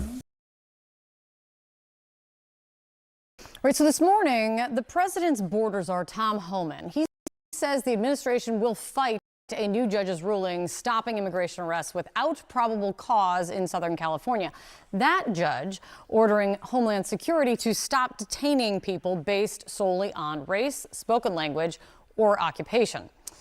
More on that. CNN's Harry Anton is continuing to track with all of this news the shifting view of the American people as this immigration crackdown continues. How is the president doing on immigration at this point? In a word, Kate, oof. What are we talking about here? Take a look at this. Trump's net approval rating on immigration. Got 5 numbers for you across the screen here. A lot of focus on Gallup at -27. That's horrible. Quinnipiac University -16. That's awful. Marist is bad at -9. Ipsos is -8. Fox at -7. Bad. So going from your left side, bad, to just downright terrible on the right side of your screen, the American people have turned against President Donald Trump on what was his best issue, one in which he had a positive net approval rating for most of his term, and arguably the issue that got him, of course, the GOP nomination all the way back in 2016. And one of the issues, of course, he used last year to quite a successful degree. Absolutely.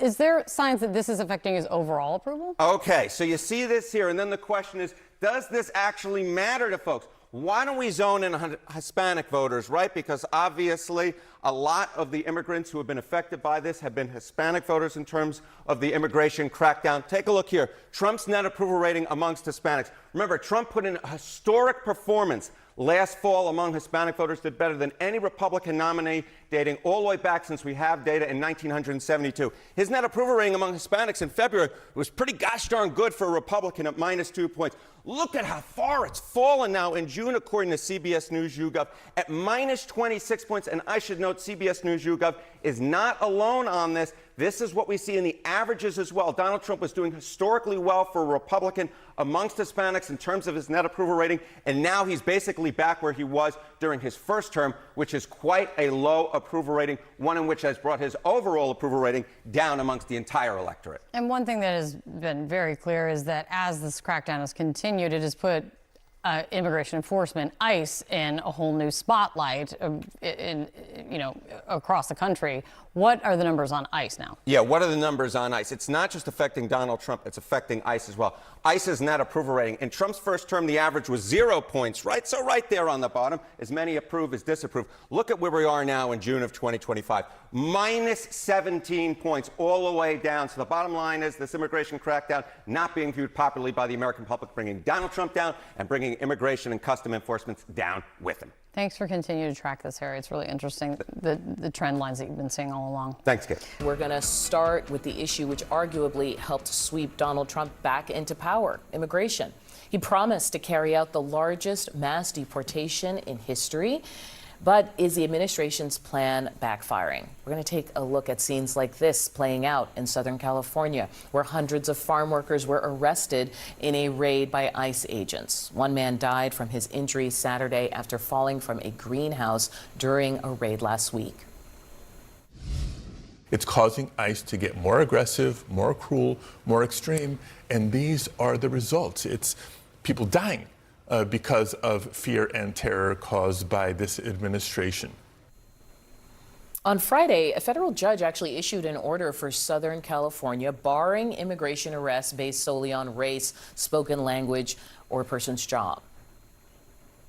This federal judge's ruling is ridiculous. We never ran our operations that way. We always built our operations, our investigations on casework, on knowing individuals that we needed to target because they were criminals, because they had conducted violent crimes against individuals in their communities or had overstayed their orders, had violated federal laws, and that is always how this is done. So the ruling in California comes as Alligator Alcatraz begins filling up in Florida with hundreds of migrant detainees. According to a list obtained by the Miami Herald, more than 250 people, out of that 250 people of the 700 held at the site, the minority have no criminal history or pending charges. We were very suspect of that because they have a bracelet system of red, yellow, and green, I believe. And, you know, we could hardly get up close to any of them, but it was clear that there were not many with red bracelets. But then the Herald story comes out this morning and shows that hundreds of these 900 detainees have no criminal conviction. And that was our suspicion to begin with. So we want to talk about how this is going over with voters. The latest Gallup poll shows 62% disapprove of how Trump is handling the issue. These are the worst numbers he's gotten on immigration during his second term. Joining me to discuss, Sarah Fisher, CNN media analyst, Lillian Young's CNN political analyst and White House correspondent for the New York Times, and Zachary Wolf, CNN senior politics reporter and the author of the What Matters newsletter. Zach, I really want to start with you because you've been talking about the fact of the spending, and I think you've been reporting about this as well. ICE is about to become one of our largest federal law enforcement agencies? The largest federal law enforcement agency, and by a good bit. I mean, the new bill the law, the great big beautiful law. I don't know what we're calling it at this point, but that is going to supercharge ICE. So if you don't like what you're seeing, the masked agents, all of that, there's going to be a lot more of those people as soon as they can start to hire them. They're going to have this infusion of cash. There's a lot more money to build detention centers. So this is like the template, and it's going to get a lot bigger when they can make it happen. Here's how people are feeling about it so far. I think Gallup has shown this sharp shift where you have 62% now disapprove of Trump's handling of immigration. This is a huge reversal from just a few months ago. But this is what he promised, and I think people understood that. What do you hear in those numbers? Disapproval of how it's being carried out, disapproval of how it's gone. Help me understand. Yeah. Well, he definitely promised mass deportations and promised a historic campaign. But even when you look at some of the polls that were taken during the presidential campaign, there was a bit of nuance there. People definitely wanted deportations and definitely wanted to crack down on the border. But those polls would often sometimes show that some of those same people did feel that there should also be a legal pathway to citizenship. Since the beginning of this term, you've seen Trump's aides came into office really emphasizing going after undocumented immigrants with criminal records. Well, we've seen a broadening since then, right? Did people ask for the deportations of immigrants to a terrorism prison in El Salvador, a crackdown on college campuses, the detaining of a Tufts student for writing an op-ed, really a use of deportations to crack down on dissent as well. And it's been, I think, underscored by people like Joe Rogan. There's sort of other folks who supported Trump during the election, even on this issue, and they're raising kind of the loudest questions most consistently. Yes, and Rogan was one of the folks that came out and questioned the deportation of a man to El Salvador. That constituency, we call it the manosphere, right? They're not explicitly conservative, but they have huge audiences online. They're very, very powerful to reaching young voters, a lot of who voted for Donald Trump. And so if they're going to come out and start to question some of these policies, that's why I think you see these mass shift in the polls, because these are people who make big impact now in politics. Also would be remiss not to note, I think one of the discrepancies in the polls of how people feel right now is because this is a very visual raid. Right. Because you have in LA, of course, all the pushback, you have the smoke. People see visually how frustrating and how big of an impact this is having on communities. That is very different from sort of these more silent efforts where you go in quietly, you litigate with someone, maybe you pull them out in handcuffs quietly in the back. Yeah, that is not what have you noticed online people on Reddit, et cetera, posting little videos of ICE detentions that are happening in their neighborhood or on the street surreptitiously? One of the things that's been interesting is watching the partisan view of immigration shift. Now, the question they were asking here was just, do you think immigration is a good thing? And you see this shift from 2024 where you had even independents, just 66% said that.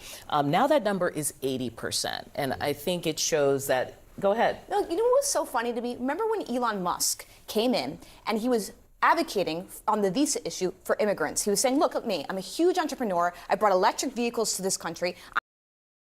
Thank you for tuning in to the live show.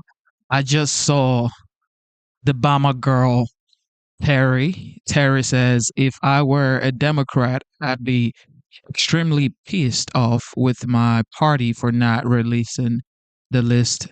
Stand up, dams, don't be ships. Let your party know they kept those files from you. Terry.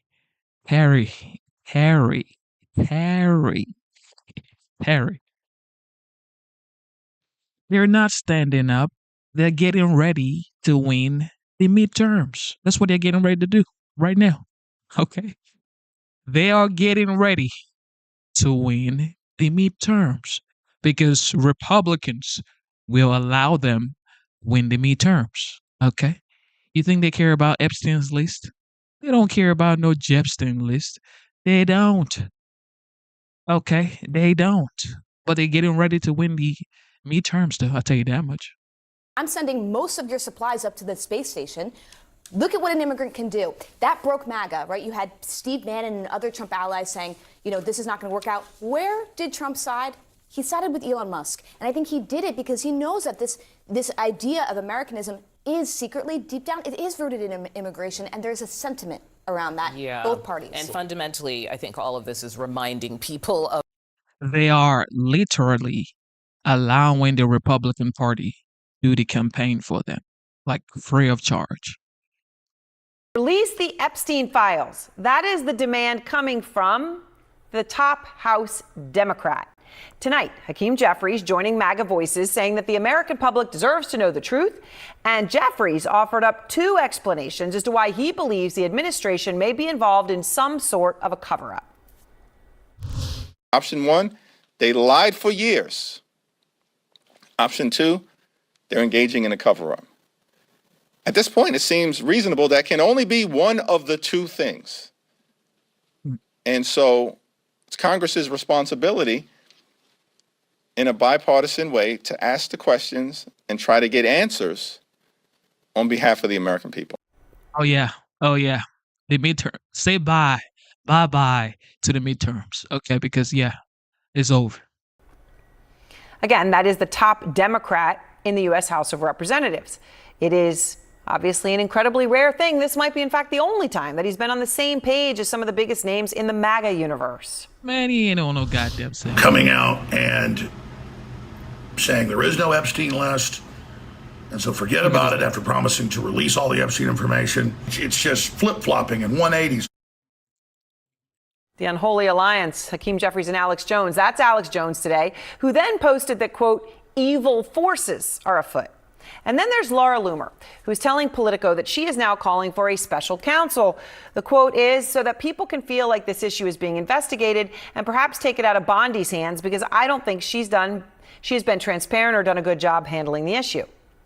Well, look, the war over Epstein is one of the biggest rifts between Trump and his most loyal and powerful reporters that we've seen. for real?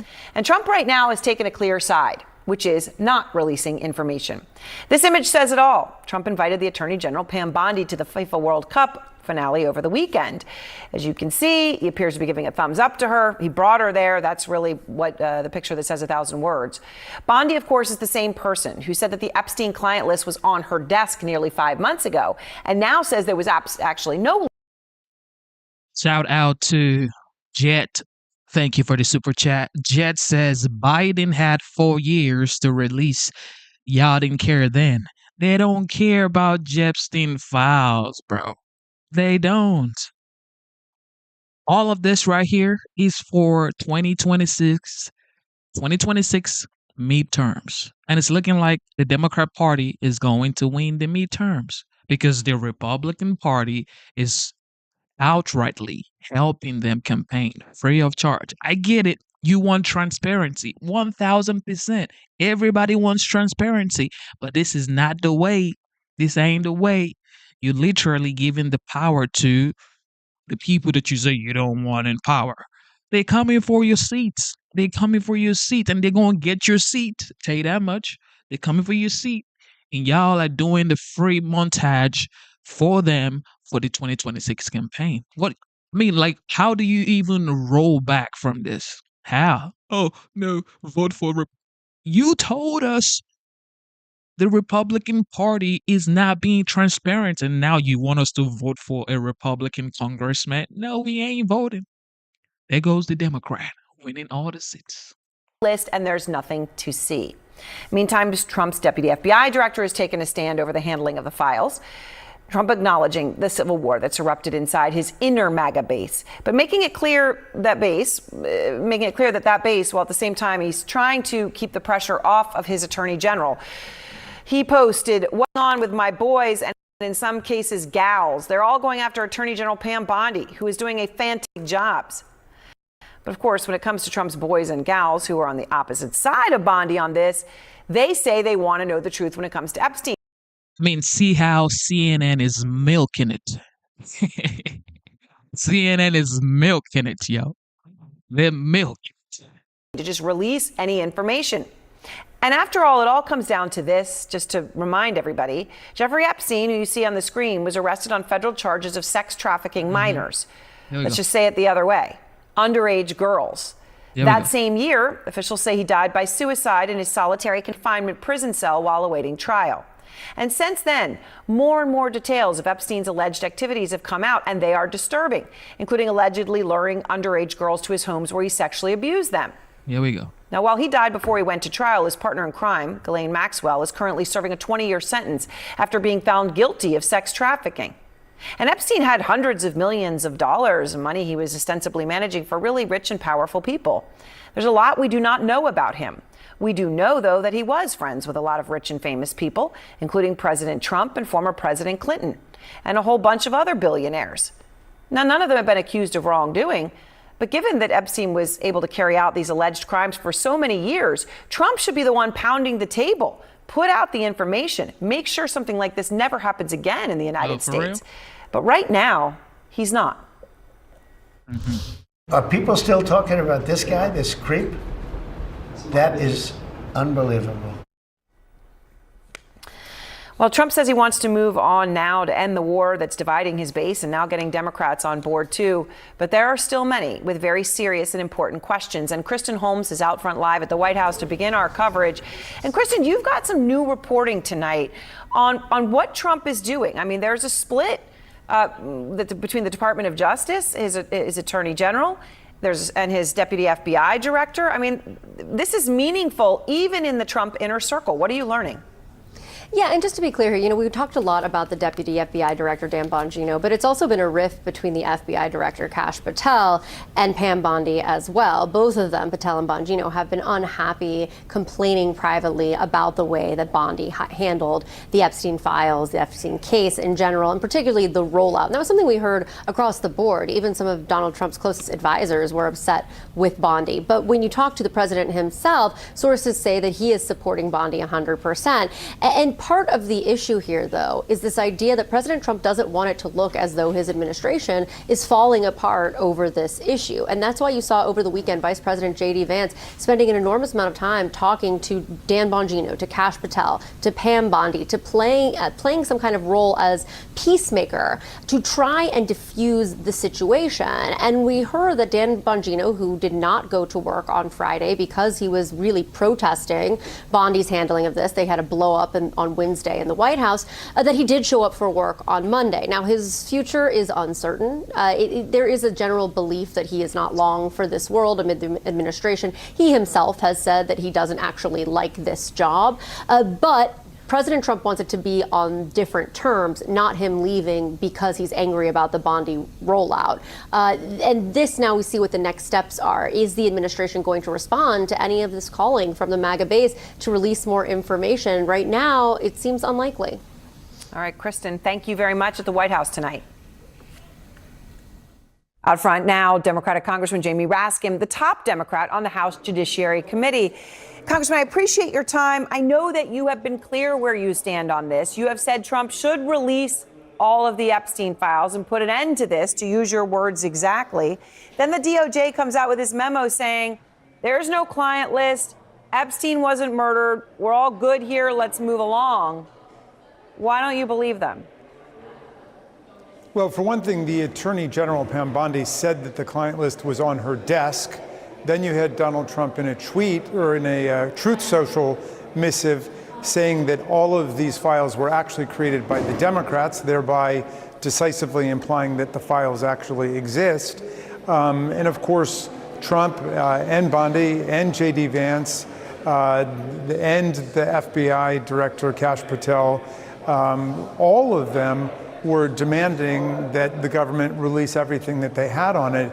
And suddenly the president performs a complete about-face on the matter and says that there's nothing to see here and let's move on, and wants to sweep it under the rug. And so, look, I have no idea what's in those files. I do know that this case has been mishandled from the very beginning. Donald Trump's former labor secretary, Mr. Acosta, was the assistant U.S. attorney when they gave Mr. Epstein a very sweetheart deal where he pled guilty to one charge of solicitation when they had all of these underage female witnesses testifying about his basically trafficking in girls. So, it's been very weird from the beginning, but I don't know what's in their files. So either we're going to confirm everything that Donald Trump and his team have been saying all along, which is that there is this extensive child sex trafficking ring among power elites, or it will explode the whole thing as a conspiracy theory and mere propaganda. But at this point, the president owes it to the country to put it to rest one way or the other. Well, of course, as you pointed out, not just what Epstein had been convicted for, but what he was on trial for. I mean, Ghislaine Maxwell is serving 20 years just for aiding and abetting one part of that. The crimes here are horrific, and if anyone else was aware or involved, the American public should know. In fact, the MAGA faithful, as you point out, have been pounding on the table on this, calling for it repeatedly. Here are a few of the biggest names. How is it that my father can be convicted of 34 crimes, but no one on Epstein's list has even been brought to light? Put on your big boy pants and let us know who the pedophiles are. What the hell are they hiding with Jeffrey Epstein? I mean, it's the president's son, it's the head of the FBI, it's the deputy head of the FBI now. I mean, those are the three people making those statements.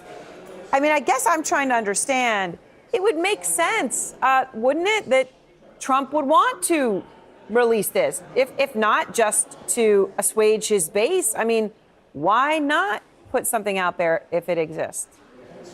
Well, he was with them in demanding that these materials be released to the public. And now all of the questions that his son was asking and that Kash Patel was asking and Dan Bongino were asking are now directed at Donald Trump himself and at Attorney General Bondi. They want to know why, now that you have the reins of the government, you're not just going public with it. And so, look, at this point, I think the president has helped to spin large parts of the country into an absolute paranoid tizzy about all of this. Again, we don't know what's there and what's not there. See what the Democrats are doing? So they're essentially saying, look, we don't even know if these files exist. Because if it actually does, why wouldn't Donald Trump release the files? Or maybe he's just incompetent and he hires incompetent people. So they're saying they don't know. Or maybe the MAGA world is just more of conspiracy theory. That's what they're doing. They're letting the MAGA world, the Republican Party, take the fall. That's what they're doing. And it's going to help them win elections. It is. This is probably the smartest thing I've seen Democrat do in a long time. This is really smart. Tell you that much. But we need to resolve it. It's kind of getting to be an ungovernable situation, and the president should go ahead and release whatever they do know about whether there are outstanding sex abusers out there who have not been picked up for the... There you have it. There you have it. It's coming home to roost, ladies and gentlemen. All right, here goes Obama. President Barack Obama has a blunt message for his fellow Democrats. Quote, just toughen up.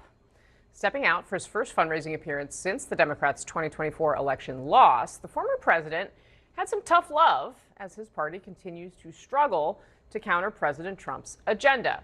He told donors this over the weekend. Quote, I think it's going to require a little bit less navel gazing and a little less whining and being in fetal positions, Obama said, according to excerpts of his remarks exclusively obtained by CNN.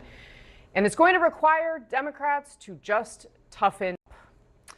CNN's chief political analyst, former senior advisor to President Obama, David Axelrod, joins us now.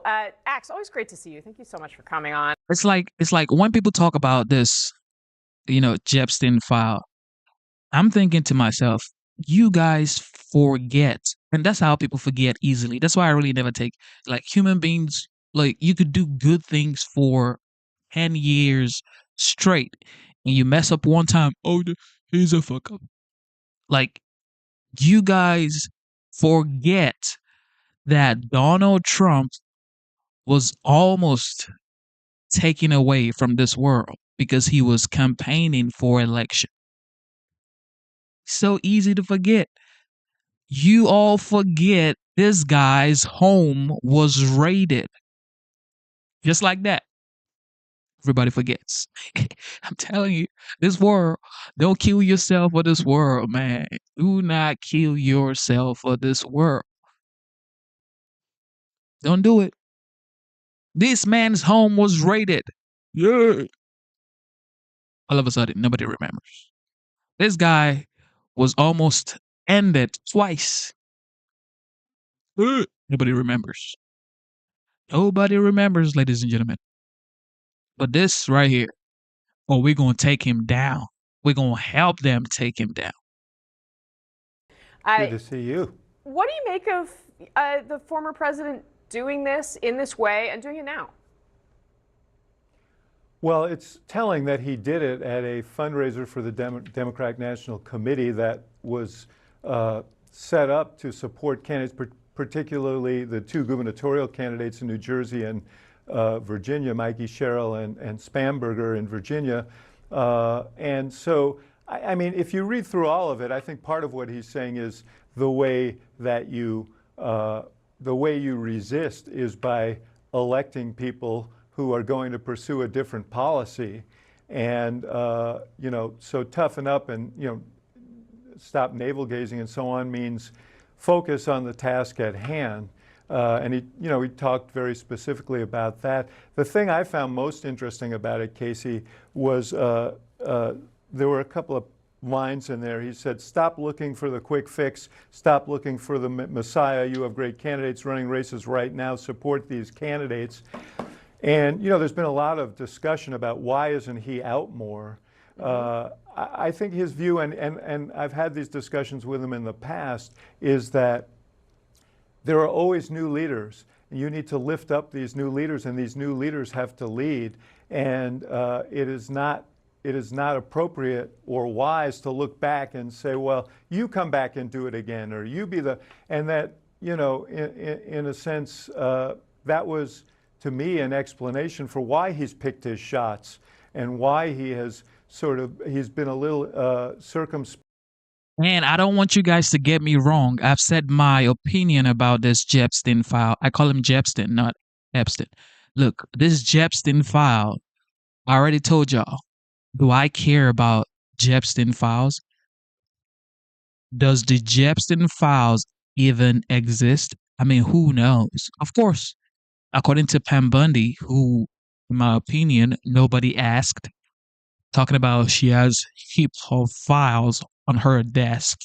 Okay, who asked you? Okay, I get it. Okay, I get it. But you said it. Okay, so show the world what you have on your desk. Show the world what you had on your desk because you said it. Now, does the Epstein file affect the economy? Absolutely not. Does the Epstein files affect the borders? No. Does the Epstein file affect foreign policies? No. So tell me, just tell me, does the Epstein files affect you from paying your mortgage and bills and affordability in the United States and inflation? No. So what do you want the Epstein files for precisely? I like to know. Because you want transparency and you want justice. Of course, everybody wants justice and transparency because that's what the Trump administration prides itself on, which is total transparency. That's why he goes around on Air Force One on the South Lawn giving press conferences and answering questions. Of course. But what does the Epstein files do for you personally and for America as a whole? And not out there constantly, because he believes that there are voices within the Democratic Party who can step up and lead at this point and into the future. Well, David, it's interesting you picked up on that, because that also really stuck out to me, especially the use of the word Messiah. I mean, Okay, so everybody's saying to hold the accusers accountable. All right? Okay. So if we're going down the accountability hole, who's going to hold Joe Biden accountable for pardoning his son? Who is going to hold Hillary Clinton accountable for the 16,000 emails? Who is going to hold a long list accountable? There's so many people that, if you're talking about accountability, you want to hold people accountable. Where do we start? Where do you actually want to start from? Because you want to hold them accountable. because Obama himself, right, was often treated like that, right, in the Democratic Party. And we've increasingly seen that our politics are driven by singular figures more than they're driven by a party, or, people don't trust the parties as much, right? Obama had a hold over the Democratic Party in a way. He was able to bring voters in. Look, you guys are getting me wrong. Do I want the Epstein files? Absolutely, because Pam Bundy went on national cable news network and said she had evidence on her desk. She said it. So show the American people what you have. Do I want the accusers to get what they deserve? Absolutely.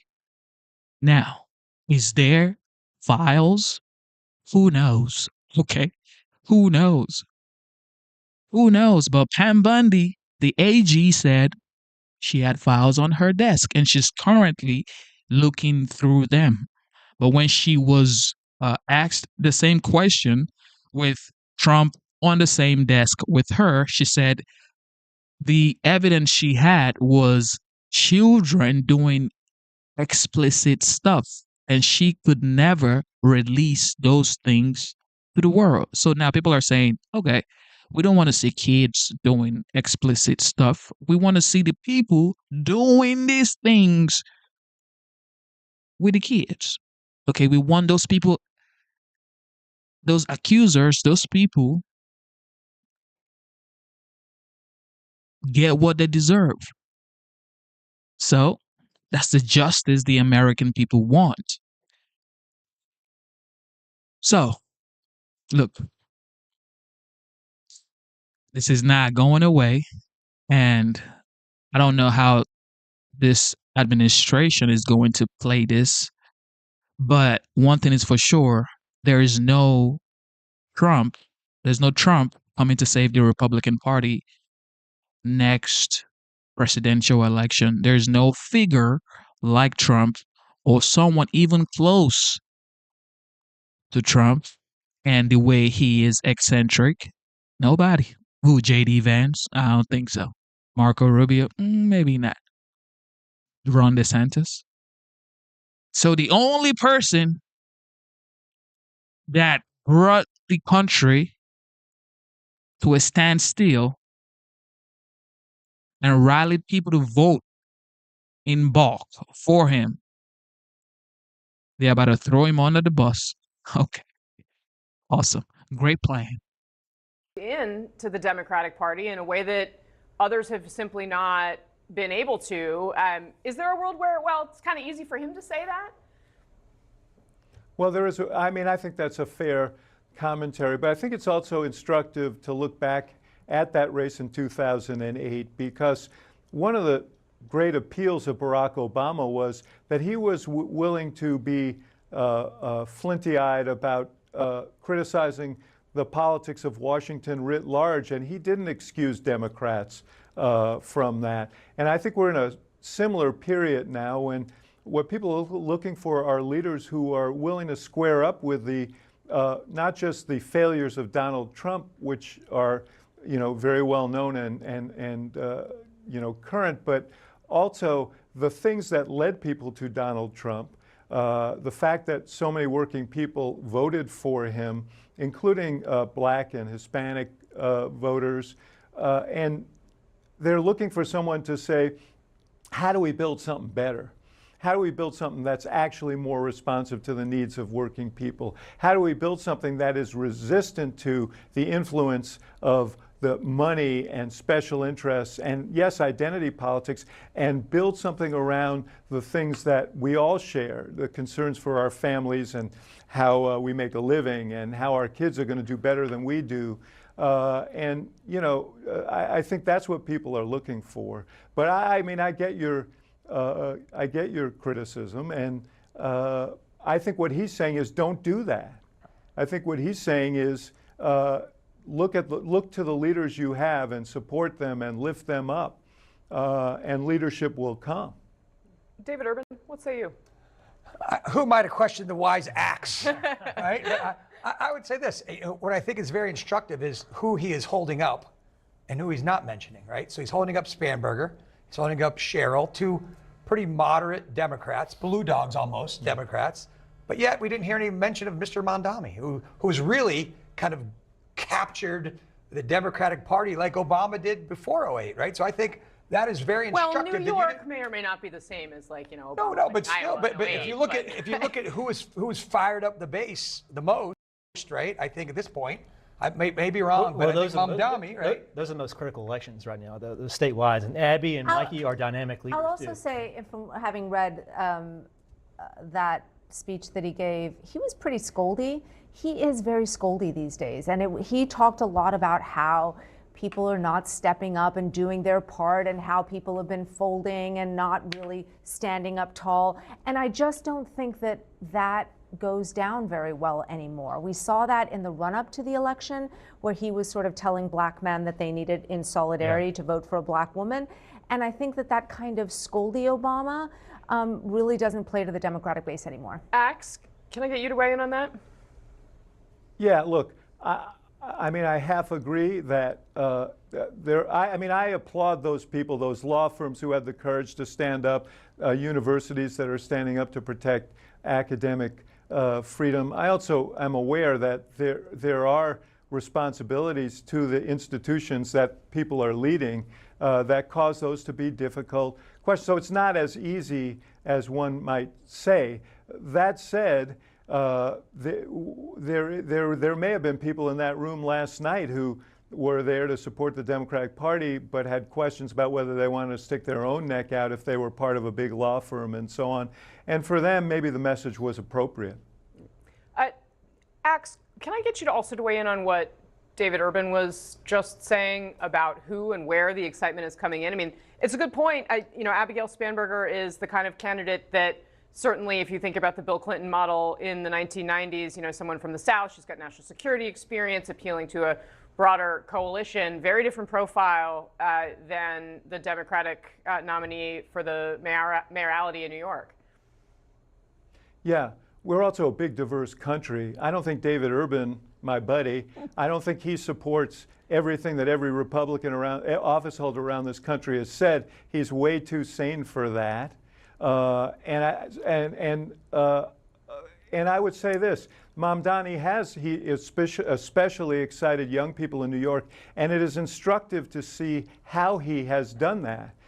He has done that by single-mindedly focusing on the issue of affordability, which is huge in New York and across this country. So you may not agree with his prescriptions on some things, and you may not agree with some of his positions on other issues, but I think that is a through line for Democrats across the country, whether it is Mikey Sherrill in Jersey or Spanberger in Virginia or candidates across the country.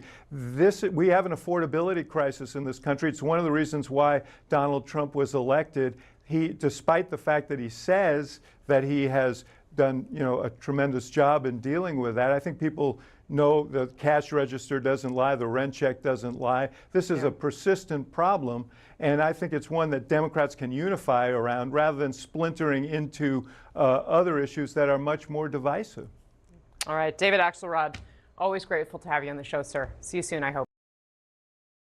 Yes, so while we're here talking about the Epstein files, about over 100 people have lost their lives in Texas, including children. So, you know, please pray for those families while you are all excited about the Epstein files.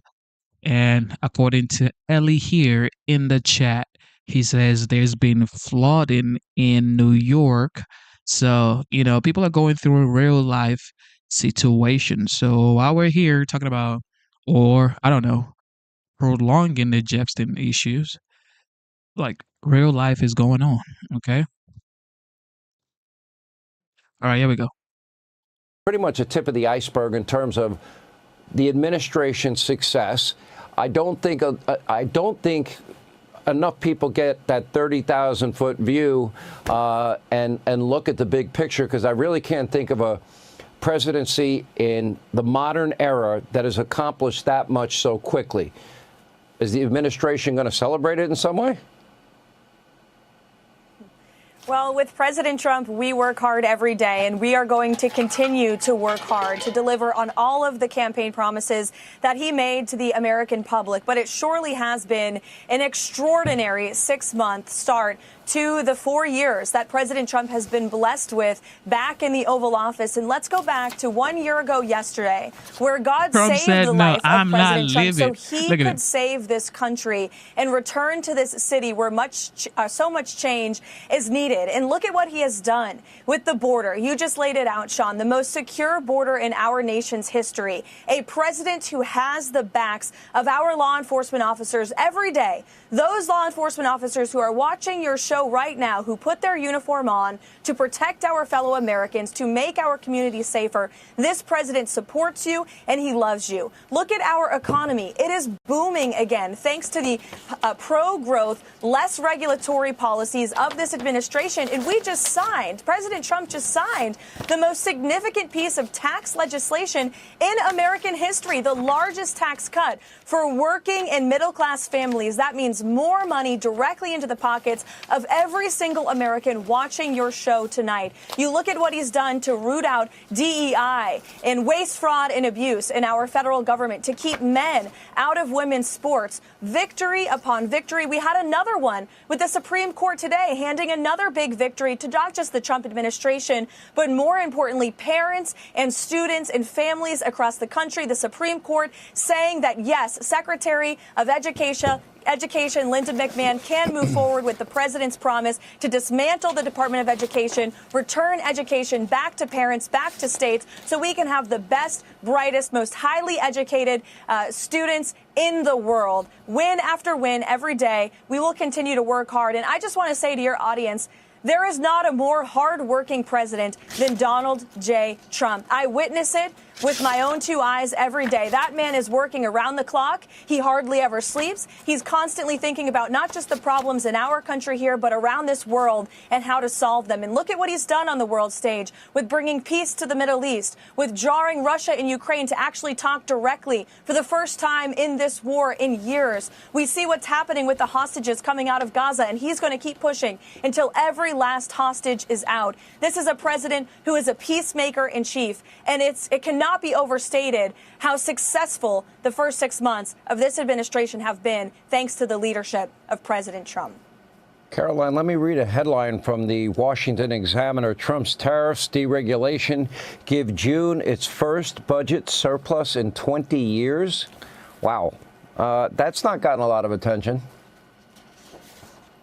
No, it hasn't. No, and it all won't. of the naysayers, Everybody's focused all on of the Epstein. so-called economic experts who doubted this president and his economic formula are now eating their words. In fact, there was a story on the cover of the Wall Street Journal today saying that those fears of recession that everyone was ranting and raving about have now cooled because the economy and everyone from Wall Street to Main Street understands this is a president who is a businessman and he knows what he's doing. Pro-growth, higher wages, less inflation, less taxes, and more money back in people's pockets. And look at the investments that have poured into our country. We have companies all over the world who are coming to build factories and create jobs with American hands and American labor right here in the United States of America. This is the best country on the planet to do business in. And that's something President Trump promised the American worker. I was with him on the campaign. I know you covered it, Sean. When he traversed this country and promised the American worker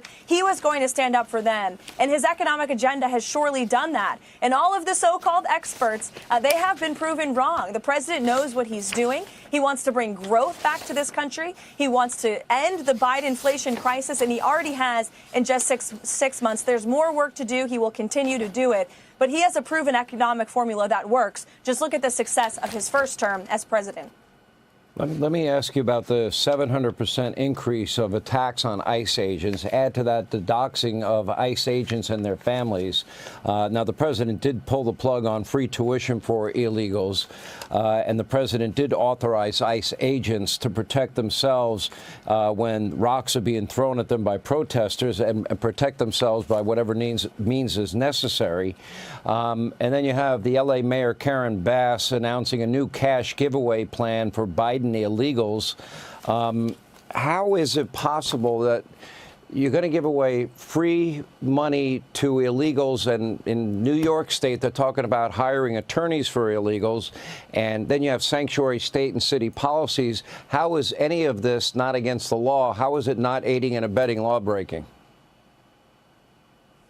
The Democrats have completely lost their minds, and they have forgotten the number one reason they lost the election in an overwhelming fashion on November 5th. And it's because they were putting American citizens behind illegal aliens who were invading our country for 4 years. You think about the images outside of the Roosevelt Hotel in New York, which was once a historic landmark hotel where presidents used to go to hang out and host meetings. It has now been run into the ground. It is now a desolate place where millions of illegal aliens invaded cities like New York, San Francisco, Los Angeles. They stole the benefits that should be going to hardworking, tax-paying Americans, and they committed crimes all across this country, and many American lives have been lost. So now the president has empowered federal law enforcement to actually do the jobs they signed up to do, to remove these public safety threats from our communities. And it is shameful that you have elected leaders who are elected to protect their American citizen constituents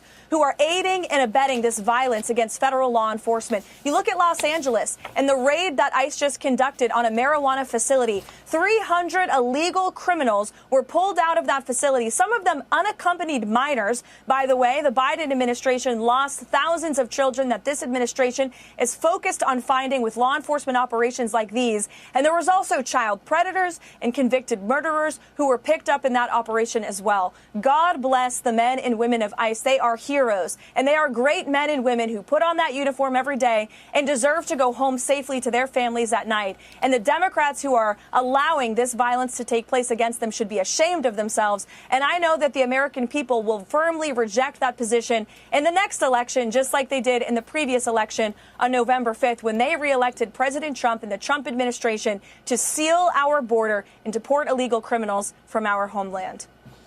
We saw the reaction. Yes. Caroline Leavitt, the youngest press secretary, doing a good job. I might add to that. All right, here we go. I don't know if you guys have heard this, but the Iranian has still put in like 40 M. Tremendous amount of gratitude. 40 M on President Trump. What in the world is going on here? A little more than a year ago, an assassin's bullet came within a millimeter of taking President Trump's life. Instead, that horrific day in Butler, Pennsylvania was the start of what was a historic year for Donald Trump and our country and, frankly, the world. Just take a moment, reflect on all that has happened. Trump eviscerated the left's lawfare, and that's only beginning, and we have an investigative report tonight. He got elected a president again, this time by a wide electoral margin, winning all swing states and the popular vote. And as president, his policies and actions have been a monumental success. Our border is now secure.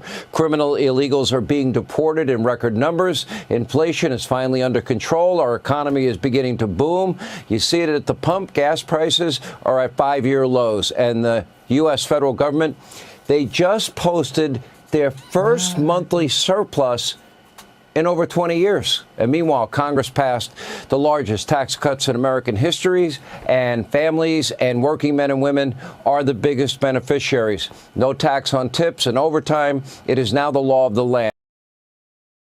Shout out to Ellie. God bless you, Ellie. I got to give you a shout out, man. Ellie has been here for a long, long time and has been supporting the channel. God bless you, Ellie. Have a wonderful night. Ellie is in Chirac. I'll tell you that much. Ellie is in Chirac. So we got to make sure we put Ellie in our prayers that God blesses him and protect him from the Chiracians. Okay. Shout out to Ellie, man. Love you, bro. Love you so much, bro. Have a wonderful night rest. God bless you, Ellie. Here we go.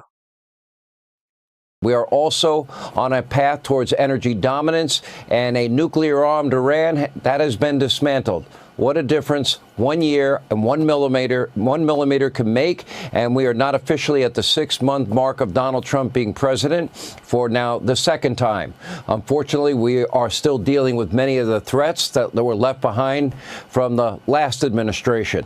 ICE is working around the clock to identify, locate, deport violent criminals. That includes murderers, rapists, other violent criminals, and known terrorists in our country, Iranian assassination squads in our country, cartel members, gang members, drug dealers, all in our country. And that's the thing about haters, okay?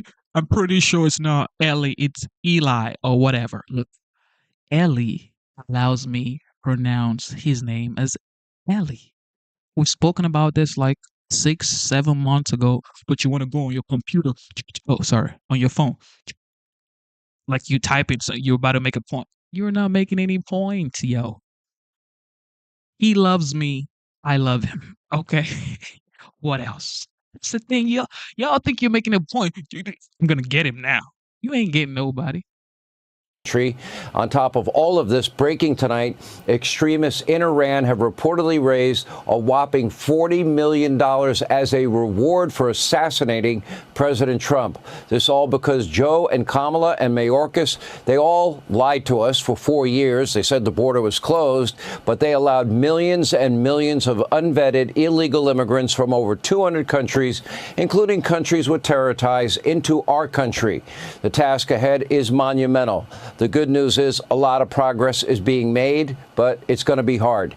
Thousands of criminal illegal aliens are now taken into ICE custody every week. There was a raid at a California marijuana farm that resulted in the arrest of more than 300 illegal immigrants. Among those detained were 10 exploited minors working at the marijuana farm.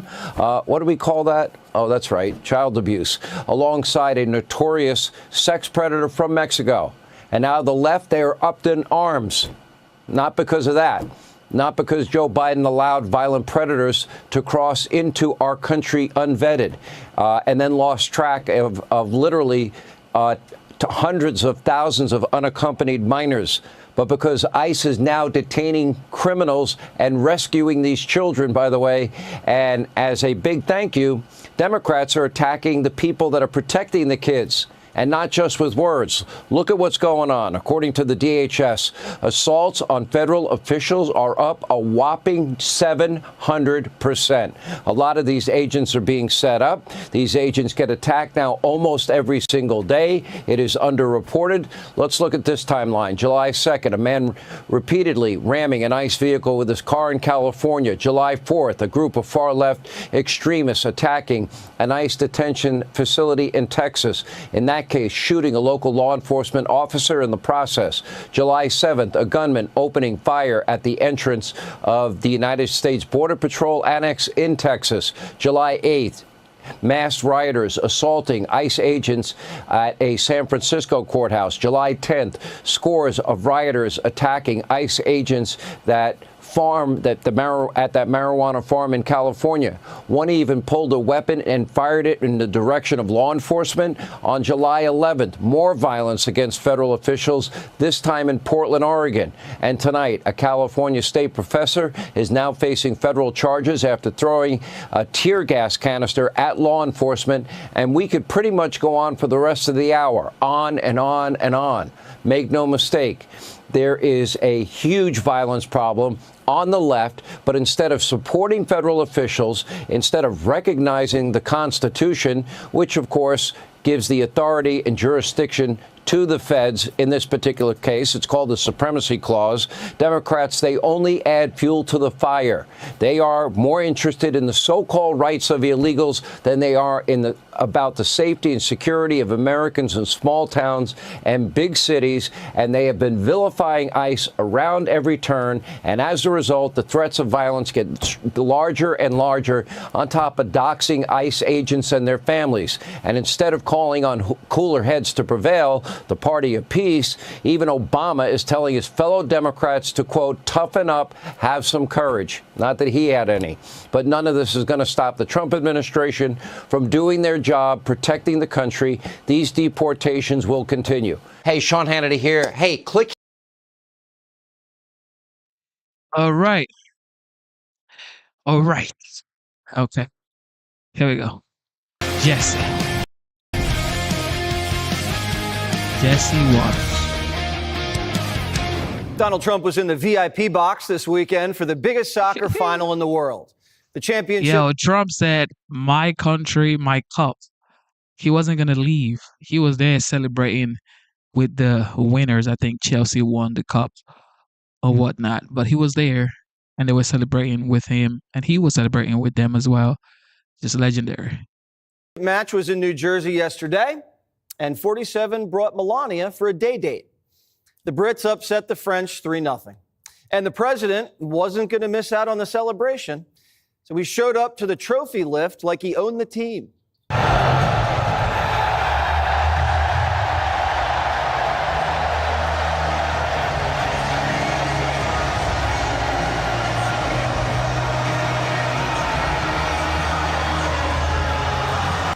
Trump liked the trophy so much that he took it home with him.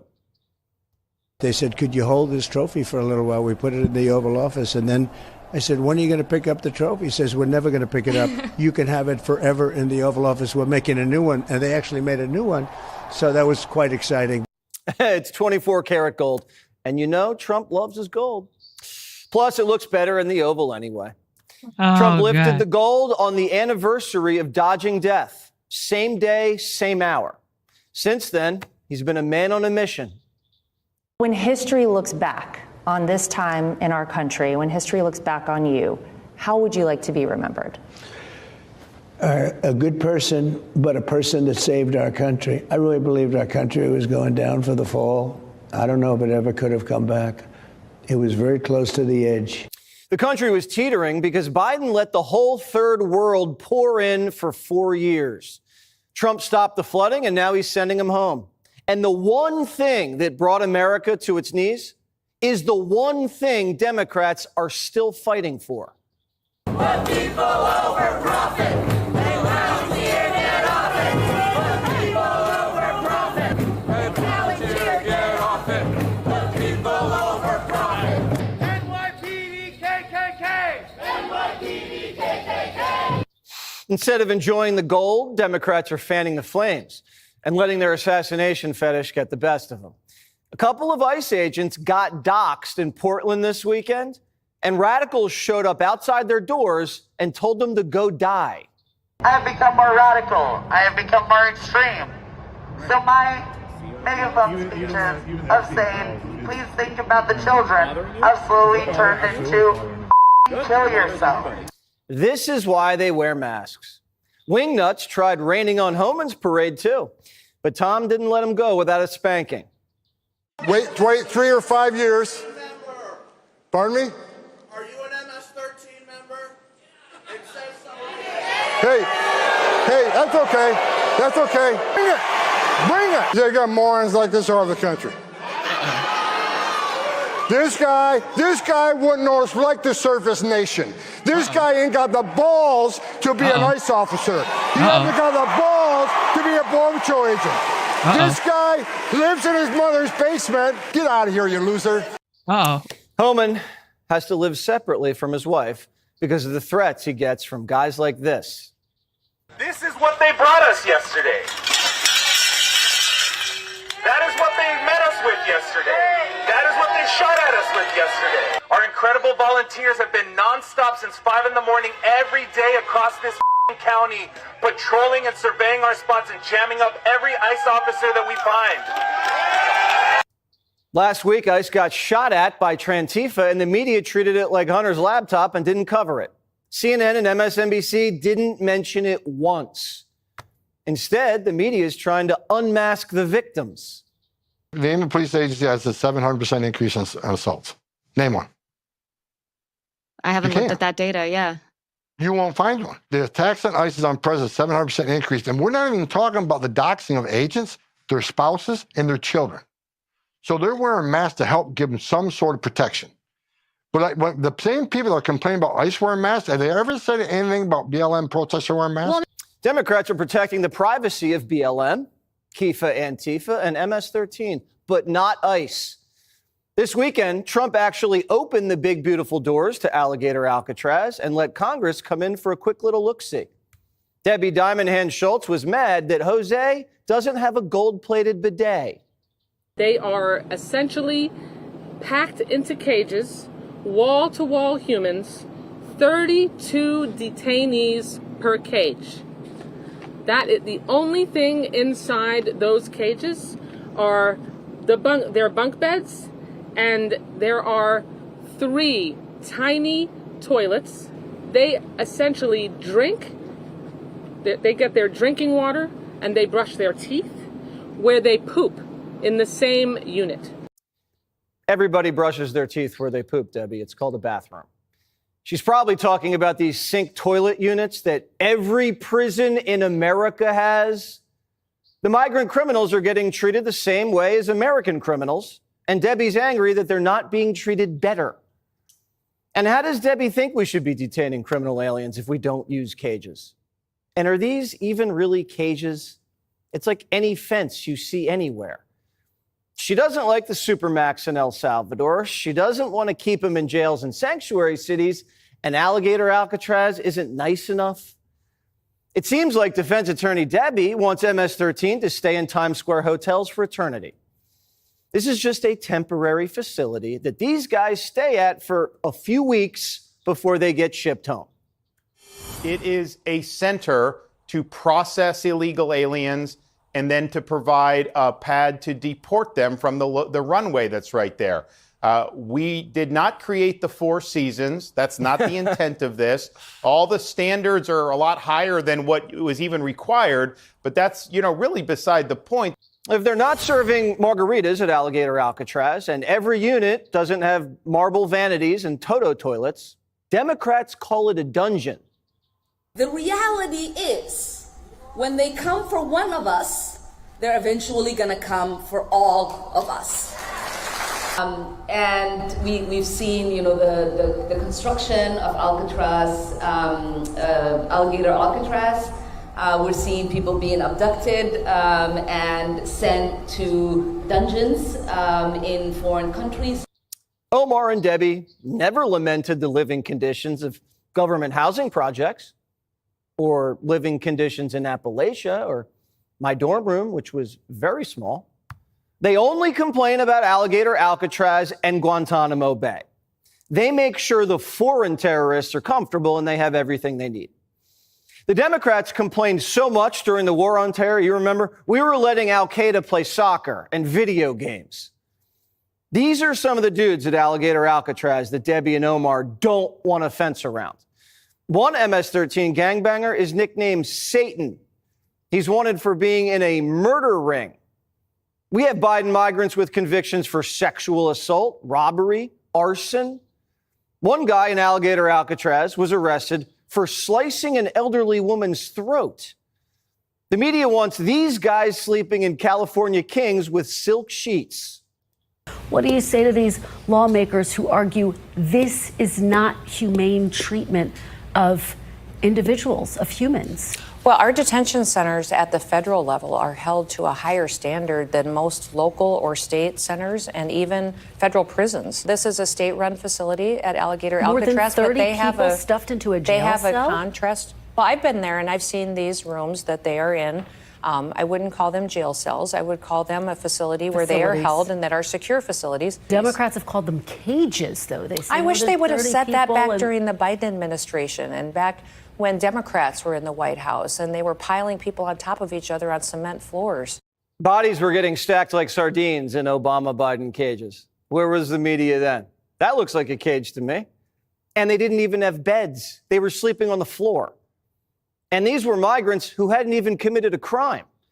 Migrants were so desperate where Biden was holding them, they were suicidal and slitting their wrists. Democrats, they don't want them in cages. They just want them out there working in the fields. Over 300 illegals, some of them minors, got iced at a pot farm in California. The farm's been investigated for forced child labor and human trafficking. Democrats went from the party of workers' rights to, let's let foreign kids pick our crops. We need to keep weed prices low. They want to keep families together so they can harvest cannabis together.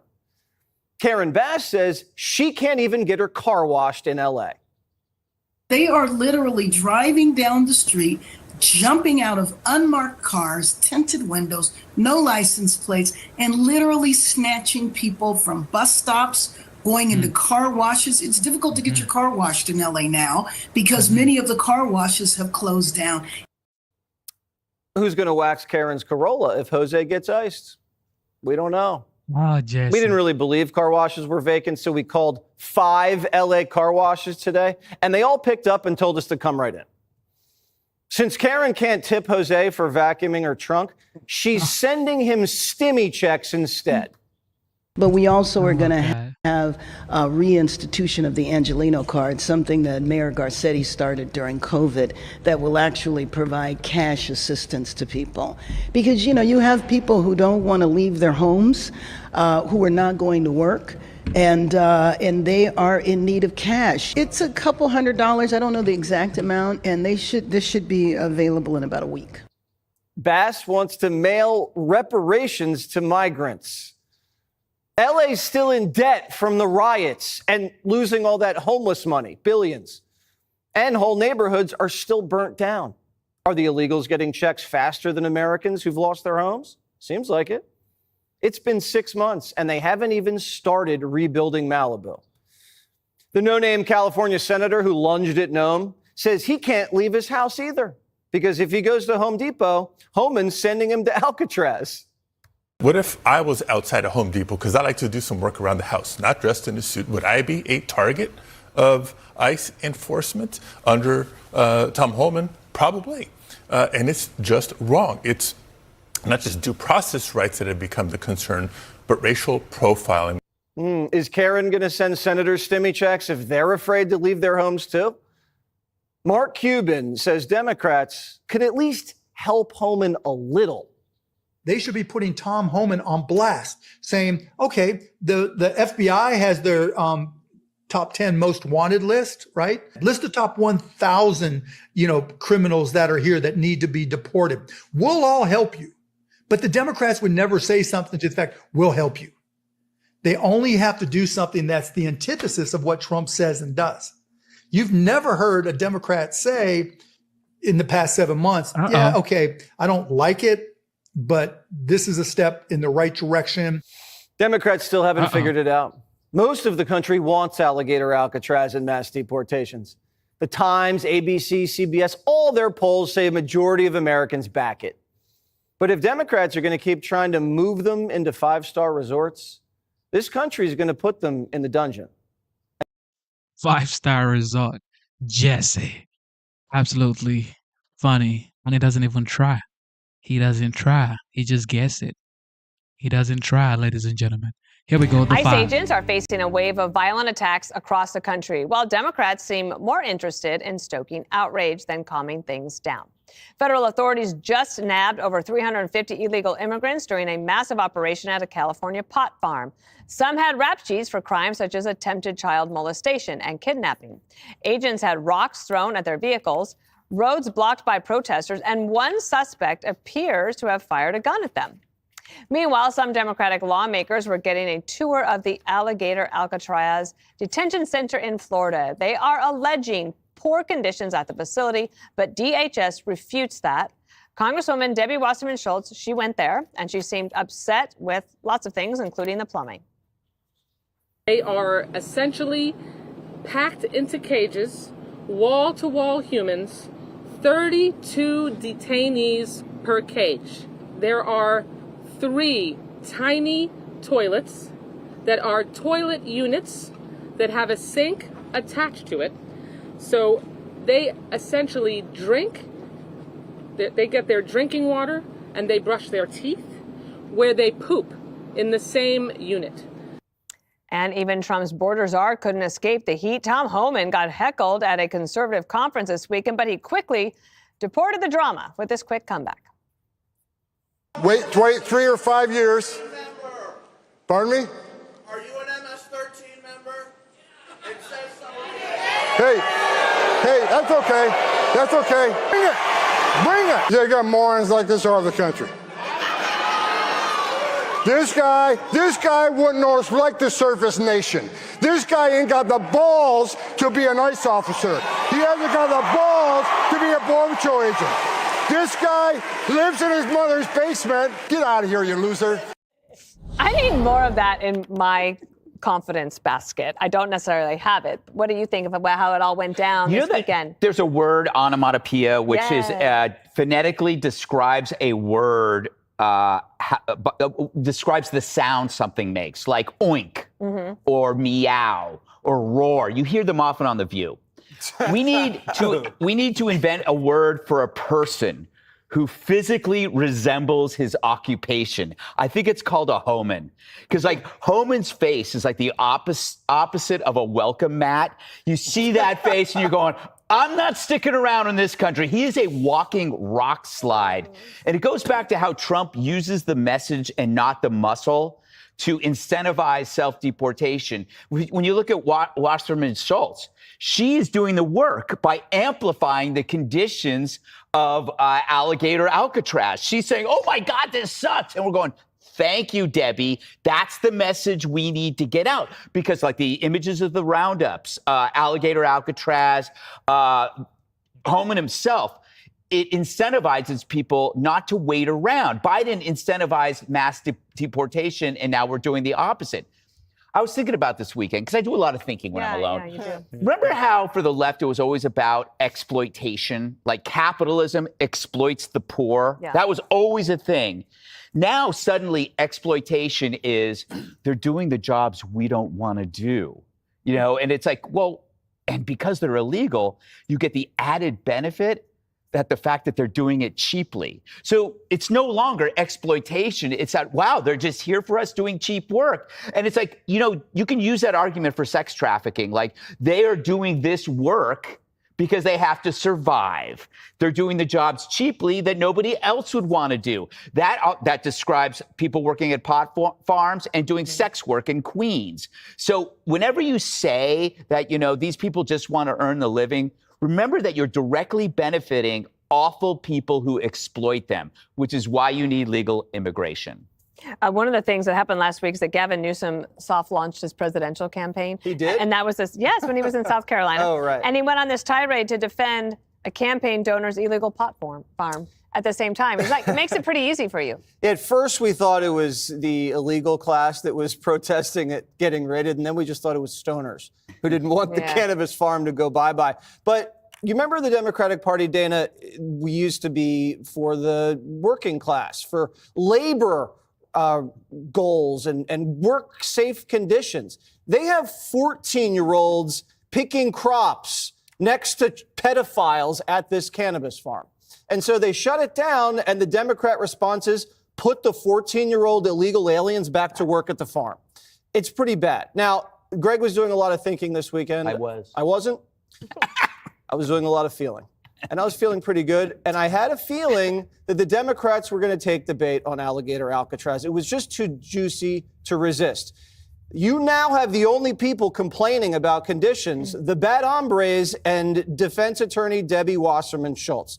And she must have a palatial estate, because how many paces from her toilet to where she brushes her teeth does she live. Everybody brushes their teeth near the toilet, all right? Billionaires and people at Alligator Alcatraz. She's saying they're cages. Now, what's the difference between a cage and a fence, okay? There's no difference. You're having fences to keep people from escaping because, I don't know, this guy's there. His name's Oscar Satan Sanchez. He's MS-13, wanted for murder. When the guy's nickname is Satan, you want him in a cage or a fence or whatever you call it. Does she want condos with central air? Or does she want us to build brick housing units for these people? Then they'll be accused of baking the migrants. They had worse conditions under Joe Biden. Do you remember when we used to see these photos? First, Biden wouldn't let the press in. They're giving press tours day one, the minute they break ground.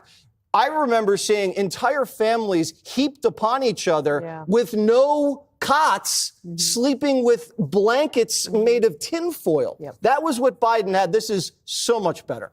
How much better is it, Harold? I don't know. It's good to be back with everybody. I think two things. First, I think slightly different about the conditions. We have an amendment to our Constitution which speaks to cruel and unusual punishment, but really speaks to fines and the kinds of hurdles you can make it for everyday people to be able to appeal decisions. And then there's a part of it that speaks to the wanton treatment or careless treatment that some may impose on those in detention or prisons. I don't know the case. I listened to the congressman.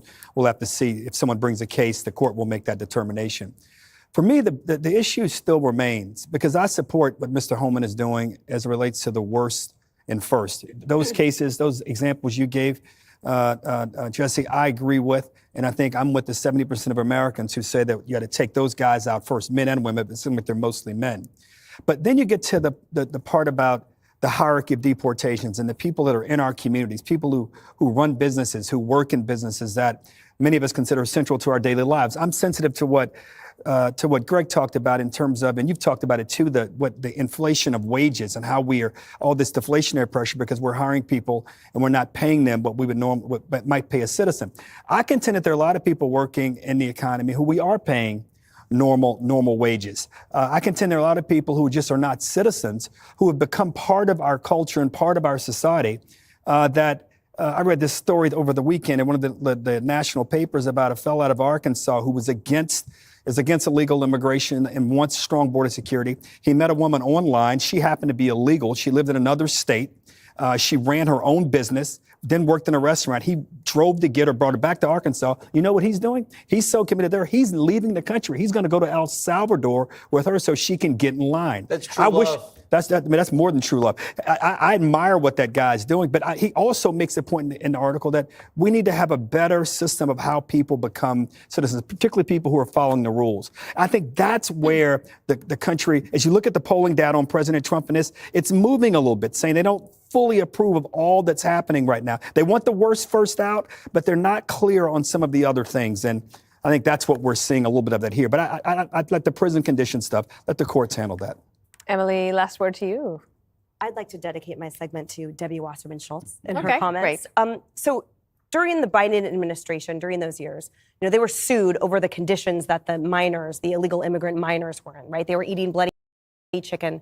They were urinating in plastic bags. They were on suicide watch, cutting themselves with their ID cards. And she was radio silent the entire time. In fact, what I heard from her in March of 2023 was saying to the world that fentanyl was actually being trafficked through legal ports of entry by Americans. And then she went on to criticize Governor DeSantis's legislation proposed that would impose stricter penalties on human traffickers because she said, in the typical racist tropes of the Democrat Party, she said, you're going to have vegetables rotting in the fields. You're going to have construction sites that will lie dormant.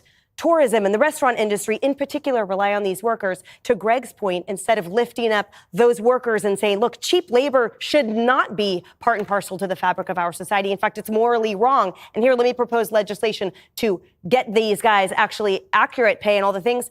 None of that. So now she says you brush your teeth where you go to the bathroom. Same thing. I don't know one I mean, I don't know. I've never been to a billionaire's house that has separate from that. So welcome to the USA. And it reminds me of a case I worked on in California where an inmate who liked to have sex with babies, which was why he was incarcerated, complained about his hip and wanted special accommodations for the hip pain. And here's all the things that I need. And all of us sitting there listening to him essentially said, you know what?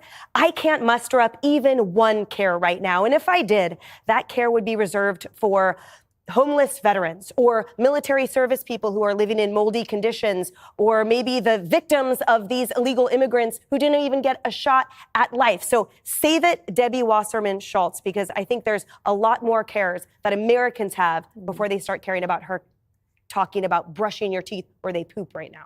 All right. There you have it.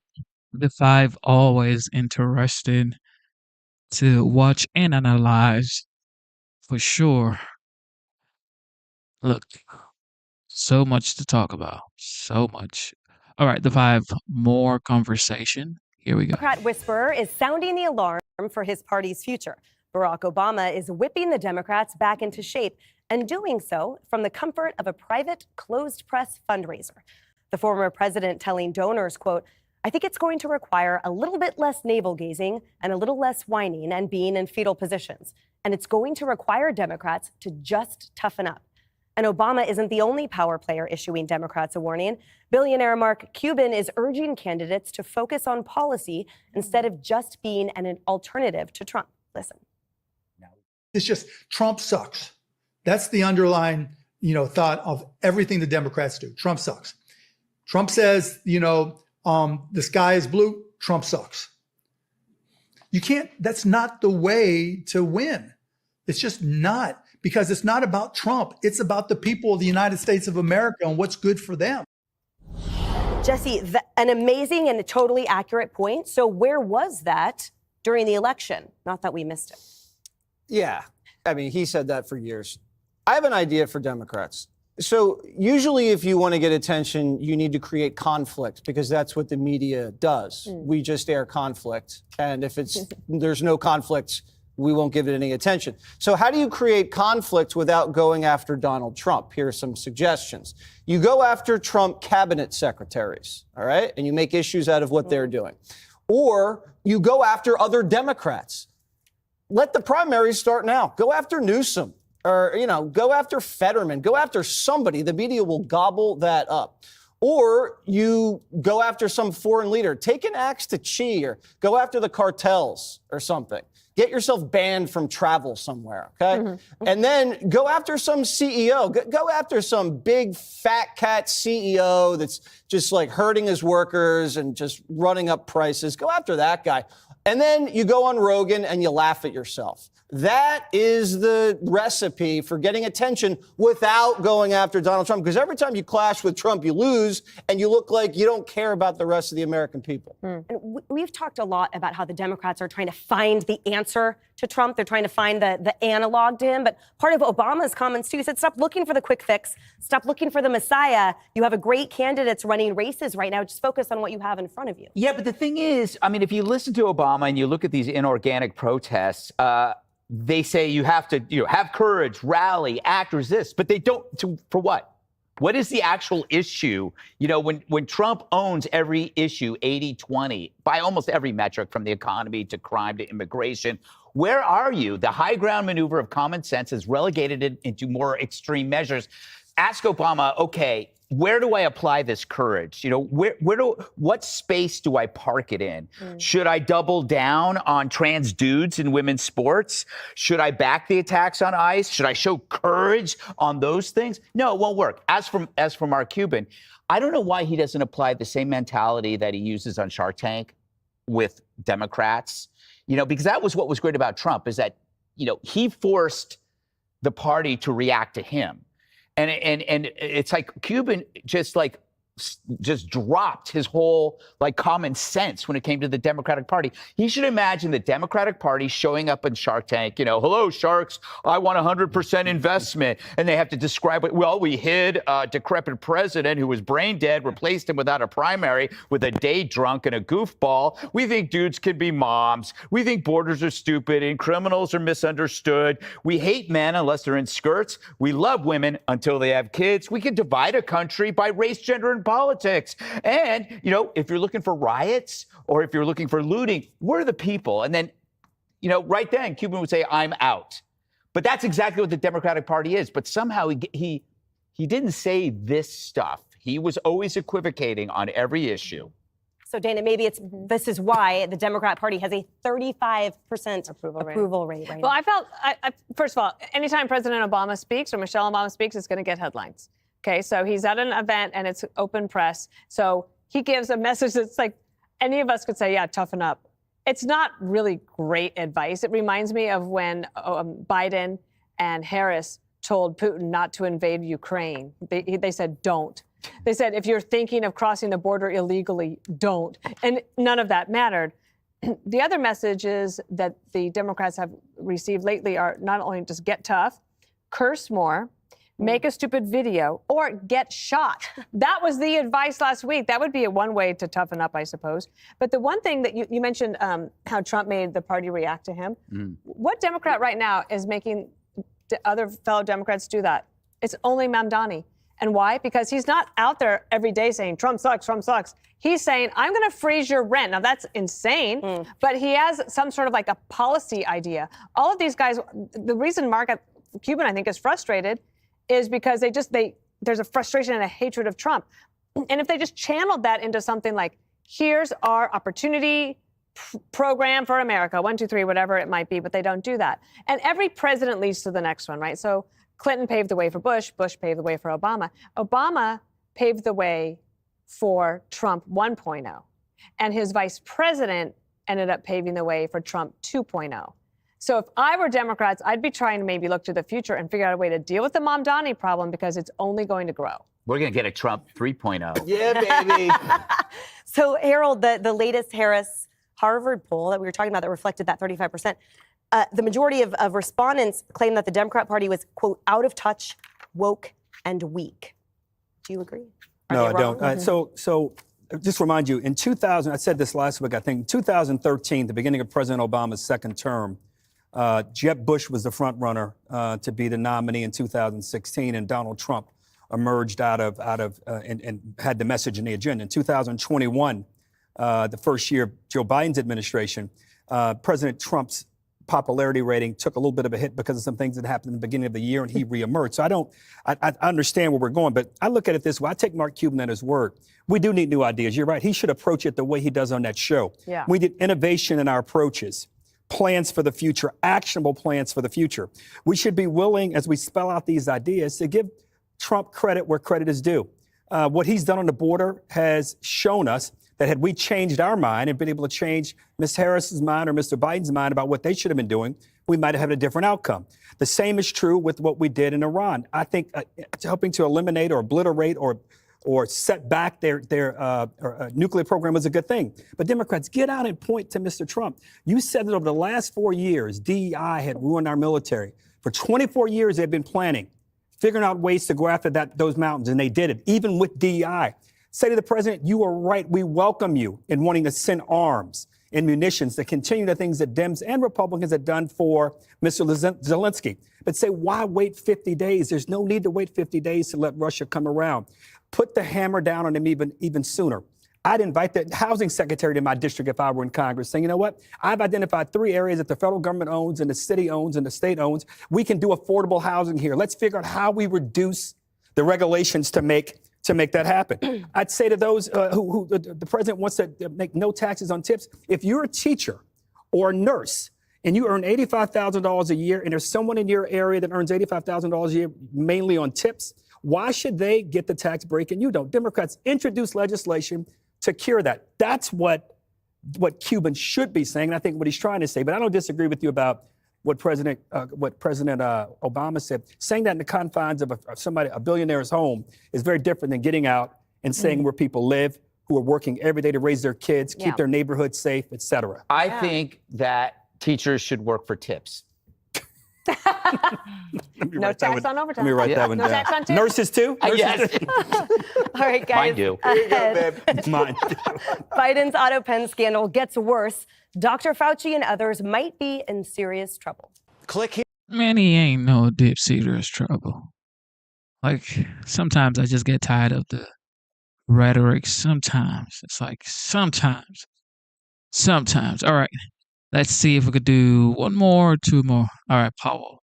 What does Powell have to say? We have a bad Fed chairman, really bad. If he would lower the rates, and I tried being nice to the guy, it doesn't help. He's like a knucklehead. No, he's a knucklehead. A stupid guy. If Jerome Powell stepped down, it would be a great thing. Oh, in 2020, let's not forget the median monthly new car loan was $570. Today, it's $745. Now, same for mortgages. In 2021, the median cost was $1,525 per month. Today, it's around $2,205. So Trump says Powell's refusal to slash rates is exploding the federal budget as well by $400 billion a year. So hitting families, hitting the U.S. government. Here to weigh in is the first official that I know of to call for Jerome Powell, the Fed chair, to step aside is Bill Pulte, U.S. Federal Housing Director. Director Pulte, come on, how bad is this really hurting everyday Americans? It's bad and it's getting worse. It's not only hurting people, but I actually think, and I'm here, I'll make a prediction, Laura, I think that this building fiasco that Jay Powell has grossly mismanaged will be the end of his career. That's my view. Explain it. Explain it to the viewers. I think he basically spent $2.5 billion on renovating a building. I mean, how does one do that? You know, I've spent my whole life in construction. President Trump has done construction his whole life. Jay Powell knows nothing about construction. So what was going on with $2.5 billion? Who got this money? Where did it go? There needs to be a full-blown audit of this building. And I think they put out an FAQ page today, Laura. It smells bad. It smells very bad. I think, this is my opinion, I think there's fraud, and I think you're going to see a lot more come out in the weeks and days to come. Do you think Jerome Powell himself directed certain contracts or gave a wink about certain contracts? Because the price of renovating the Federal Reserve building is so high? I don't know, but he's so pompous. He's so arrogant. You have one of the most popular, if not, I believe, the most popular president in history. This gentleman, President Trump, just won a landslide victory, and the president doesn't want him there. And he's just so pompous, so arrogant. It's time for Powell to go. He's too late with his resignation, okay? And he's going to be too late resigning. But I think, as I said, I think this building will be the end of his career. I don't mean that in a mean way, but you know what? We have to get on with the American business. We have to get on with the American economy. As you know, I oversee Fannie Mae and Freddie Mac. Americans are hurting because of what happened the last 4 years with Biden. We need something new.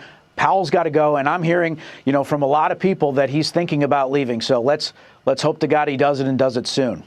Well, there's a betting pool going on, but he said he's not leaving. Many times he said, I'm not leaving.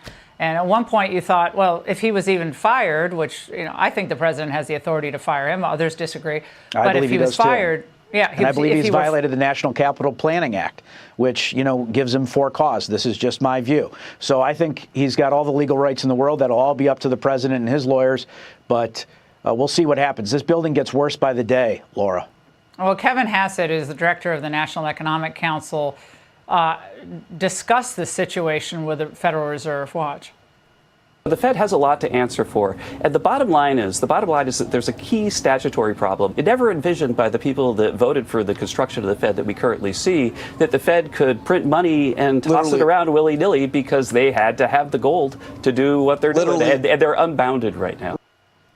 Yeah, Bill, this has always been the problem with the Federal Reserve. Their unchecked power with enormous influence and effect on the American people without, it seems like, any accountability other than a 10-year term.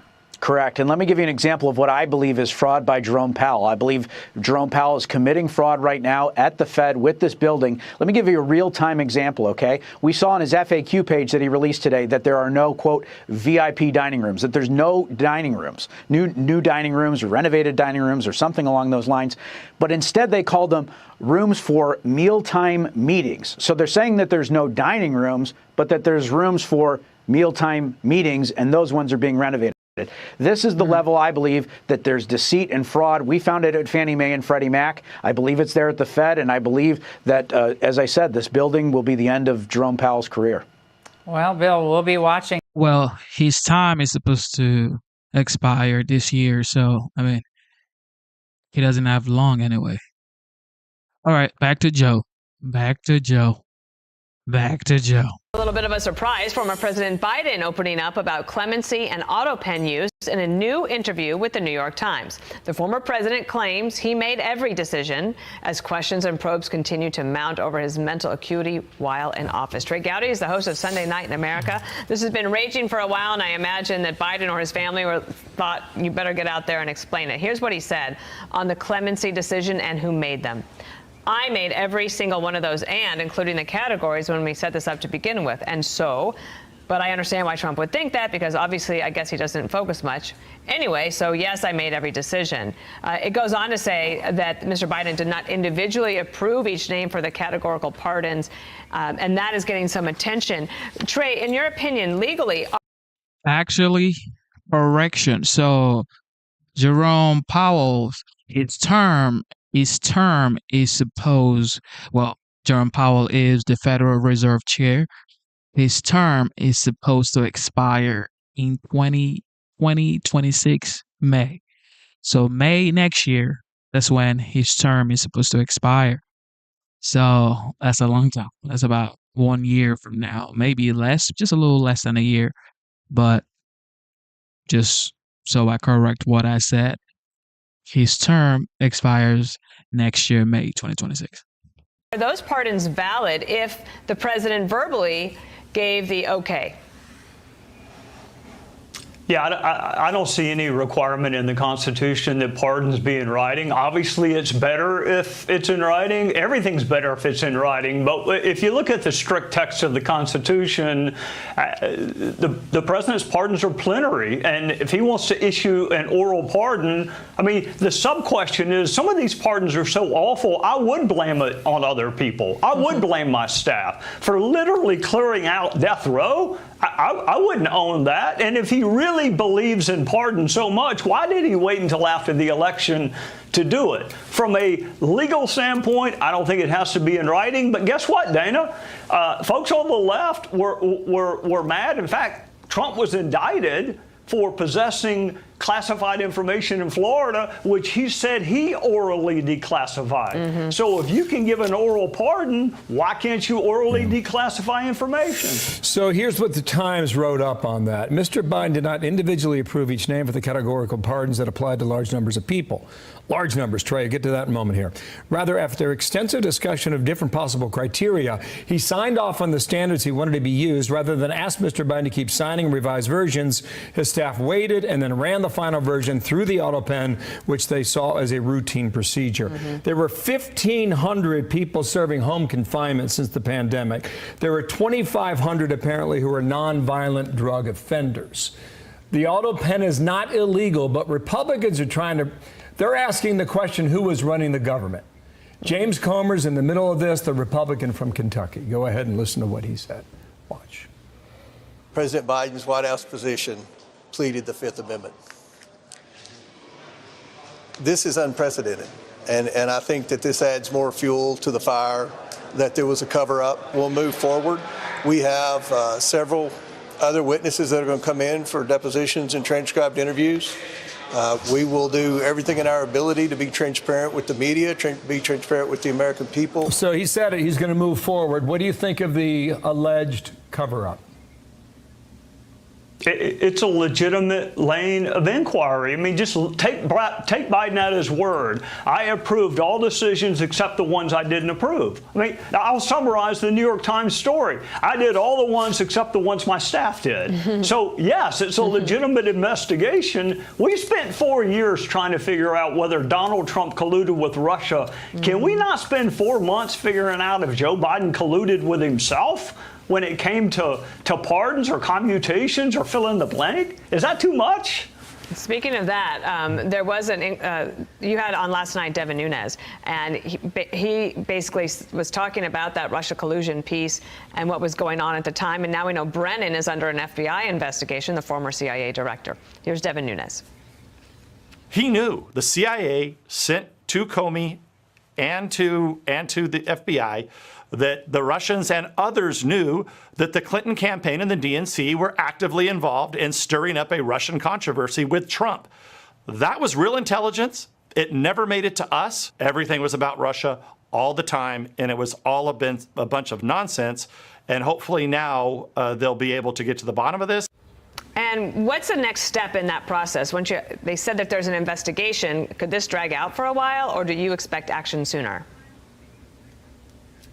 Probably both. I mean, there'll be some action now. I mean, Brennan testified before House Intel. It was a rare public hearing. There's no doubt, Dana, that he lied to Congress. In my judgment, and I was the one asking him questions, not only did they know about the Steele dossier, they're the ones that made sure it was included in the ICA, and they're the ones who made sure it was leaked to the media. So for John Brennan to say, oh, no, we didn't include any of the Steele information in our intelligence assessment, it's just a lie. Now, whether or not they can prove it, that's a different story. I can't prove everything I know, but I know that John Brennan lied to Congress. Trey Gowdy, it's great to see you today as we get underway, and thank you for being on our show. Kicking off a good week for us. Thank you. All right. With that being said, God is the greatest. Thank you for tuning into the live show. Instead of looking for perfection, seek for consistency. Yes. Seek for consistency. Never give up on yourself. Never give up on your dreams. Never give up on God. Believe in yourself. Believe in your dreams. And believe in Almighty God. God is the greatest. America is the greatest nation on the face of the earth. Get some rest, ladies and gentlemen. Get some rest. Today is Tuesday and the time is 2:21 a.m. And of course, today's date is the 15th of July, 2025. God bless you. Look, a lot is going on in America and in the world. So please be kind to one another. And like our moderator, C. Shelley, always says, stay united. Okay, stay united. It does not matter. For me, I always say this, like, it does not matter if you are a Republican or a Democrat. Okay, you are American first. Okay, so it's America first before parties. All right. And with that being said, shout out to our esteemed members. Dr. Luke, the GOAT, God bless you. Shout out to Ellie. God bless you, Ellie. Shout out to Sandra. God bless you.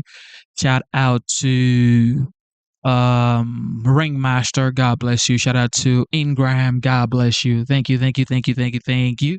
And of course, beautiful, gorgeous moderators, Dana. Yeah, that's the godmother of the channel. Shout out to Dana, the gorgeous Dana. Shout out to C. Shelley, amazing C. Shelley. God bless you. C. Shelley always tunes in. God bless you, C. Shelley, except when she's getting her beauty sleep. So, we let C. Shelley get the beauty sleep. All right, MVP Jet. MVP Jet. God bless you, Jet. Thank you for the super chat today. God bless you, Jet. Jet is the MVP for sure. I'll tell you that much. Jet. All right, Anders. What's up with Anders? What in the world going on, bro? Are you okay? Shout out to Anders, man. Anders, God bless you. Anders has been here for a long time as well. So Anders, God bless you, Brody. Thank you. All right, with that being said, Our bad. Oh, God bless you, our bad. Oh, God bless you, our bad. Oh, who else, man? Everybody who tuned in, God bless you guys. Thank you for always being here. Thank you for supporting the channel. And thank you for loving America, okay? Because really, you can act like you don't like America or you don't love America, but you're always here. So you actually love the United States, okay? So, yes, man, we do this because we love the United States, and that's it. Purely, that's it. That's it. All right. So, don't forget, we are all going through something in this world. Nobody has a perfect life. I don't care if you're older or you're younger or you're middle aged. Nobody has a perfect life. Everybody's going through something grave, mental issue, health issues, um, what financial issues, loneliness. Everybody has something that they're going through. And if you're not the one going through it, you know someone who is going through it in your family or your friends, so or your colleagues. So please be kind to one another, okay? Stay united. All right, stay united. All right. And if you are the person going through hardship, just understand that God is your strength. God is your strength, okay? Don't throw in the towel just yet. One day after the other, okay? Just one day after the other, man. You don't know what tomorrow holds, but you're here today, okay? So just live your life today and let God handle tomorrow, okay? We don't know what the future holds, but we know what it is today, okay? We know that we're here today. We know we have air in our lungs today. People are in the hospital getting oxygen. You know what that means? People are literally in the hospital right now surviving on oxygen. People cannot even eat with their mouth. They have to have tube sent down their nose or their mouth. So man, don't be taking life for granted. Tell you, man, don't be taking life for granted. You know, this politics be making us think, man, nobody cares about no goddamn politics. You know, just having life is precious. Okay, you have air in your lungs. You're probably watching this, you know, in a shelter or in your home where it's like you have a roof over your head. Some people are homeless. So man, just relax with all that rhetoric and everybody be thinking it's all about politics. It's not just about politics, man. We gotta show love to our fellow human beings, okay? And just pray that, you know, we enjoy this world, okay? Enjoy this earth. Go outside, meet new people, shake hands, smile. I don't care if they're Democrat or Republican, just smile, man. Smile, man. Smile, man. What in the world you with your face looking like Tom Holman's face? You don't want your face looking like Tom Holman's face, okay? You don't want to be looking like Tom Holman, ladies and gentlemen. You want to be smiling, okay? Like this beautiful lady right here. You want to be smiling. You don't want to be Tom Holman. Oh man, I love y'all, man. Oh, I cannot forget the Bama girl, Terry. Oh, Terry. Oh, Terry. Are you still here? Terry. Shout out to Terry, man. Terry Vinings, God bless you. The Bama girl, God bless you. Thank you for being here as well. Um, yeah, man. That's it. That's it. That's it. God is the greatest. I love you guys. America is the greatest nation on the face of the earth. It is your boy Genesis, and you are tuned in to the Genesis Show. See you guys soon.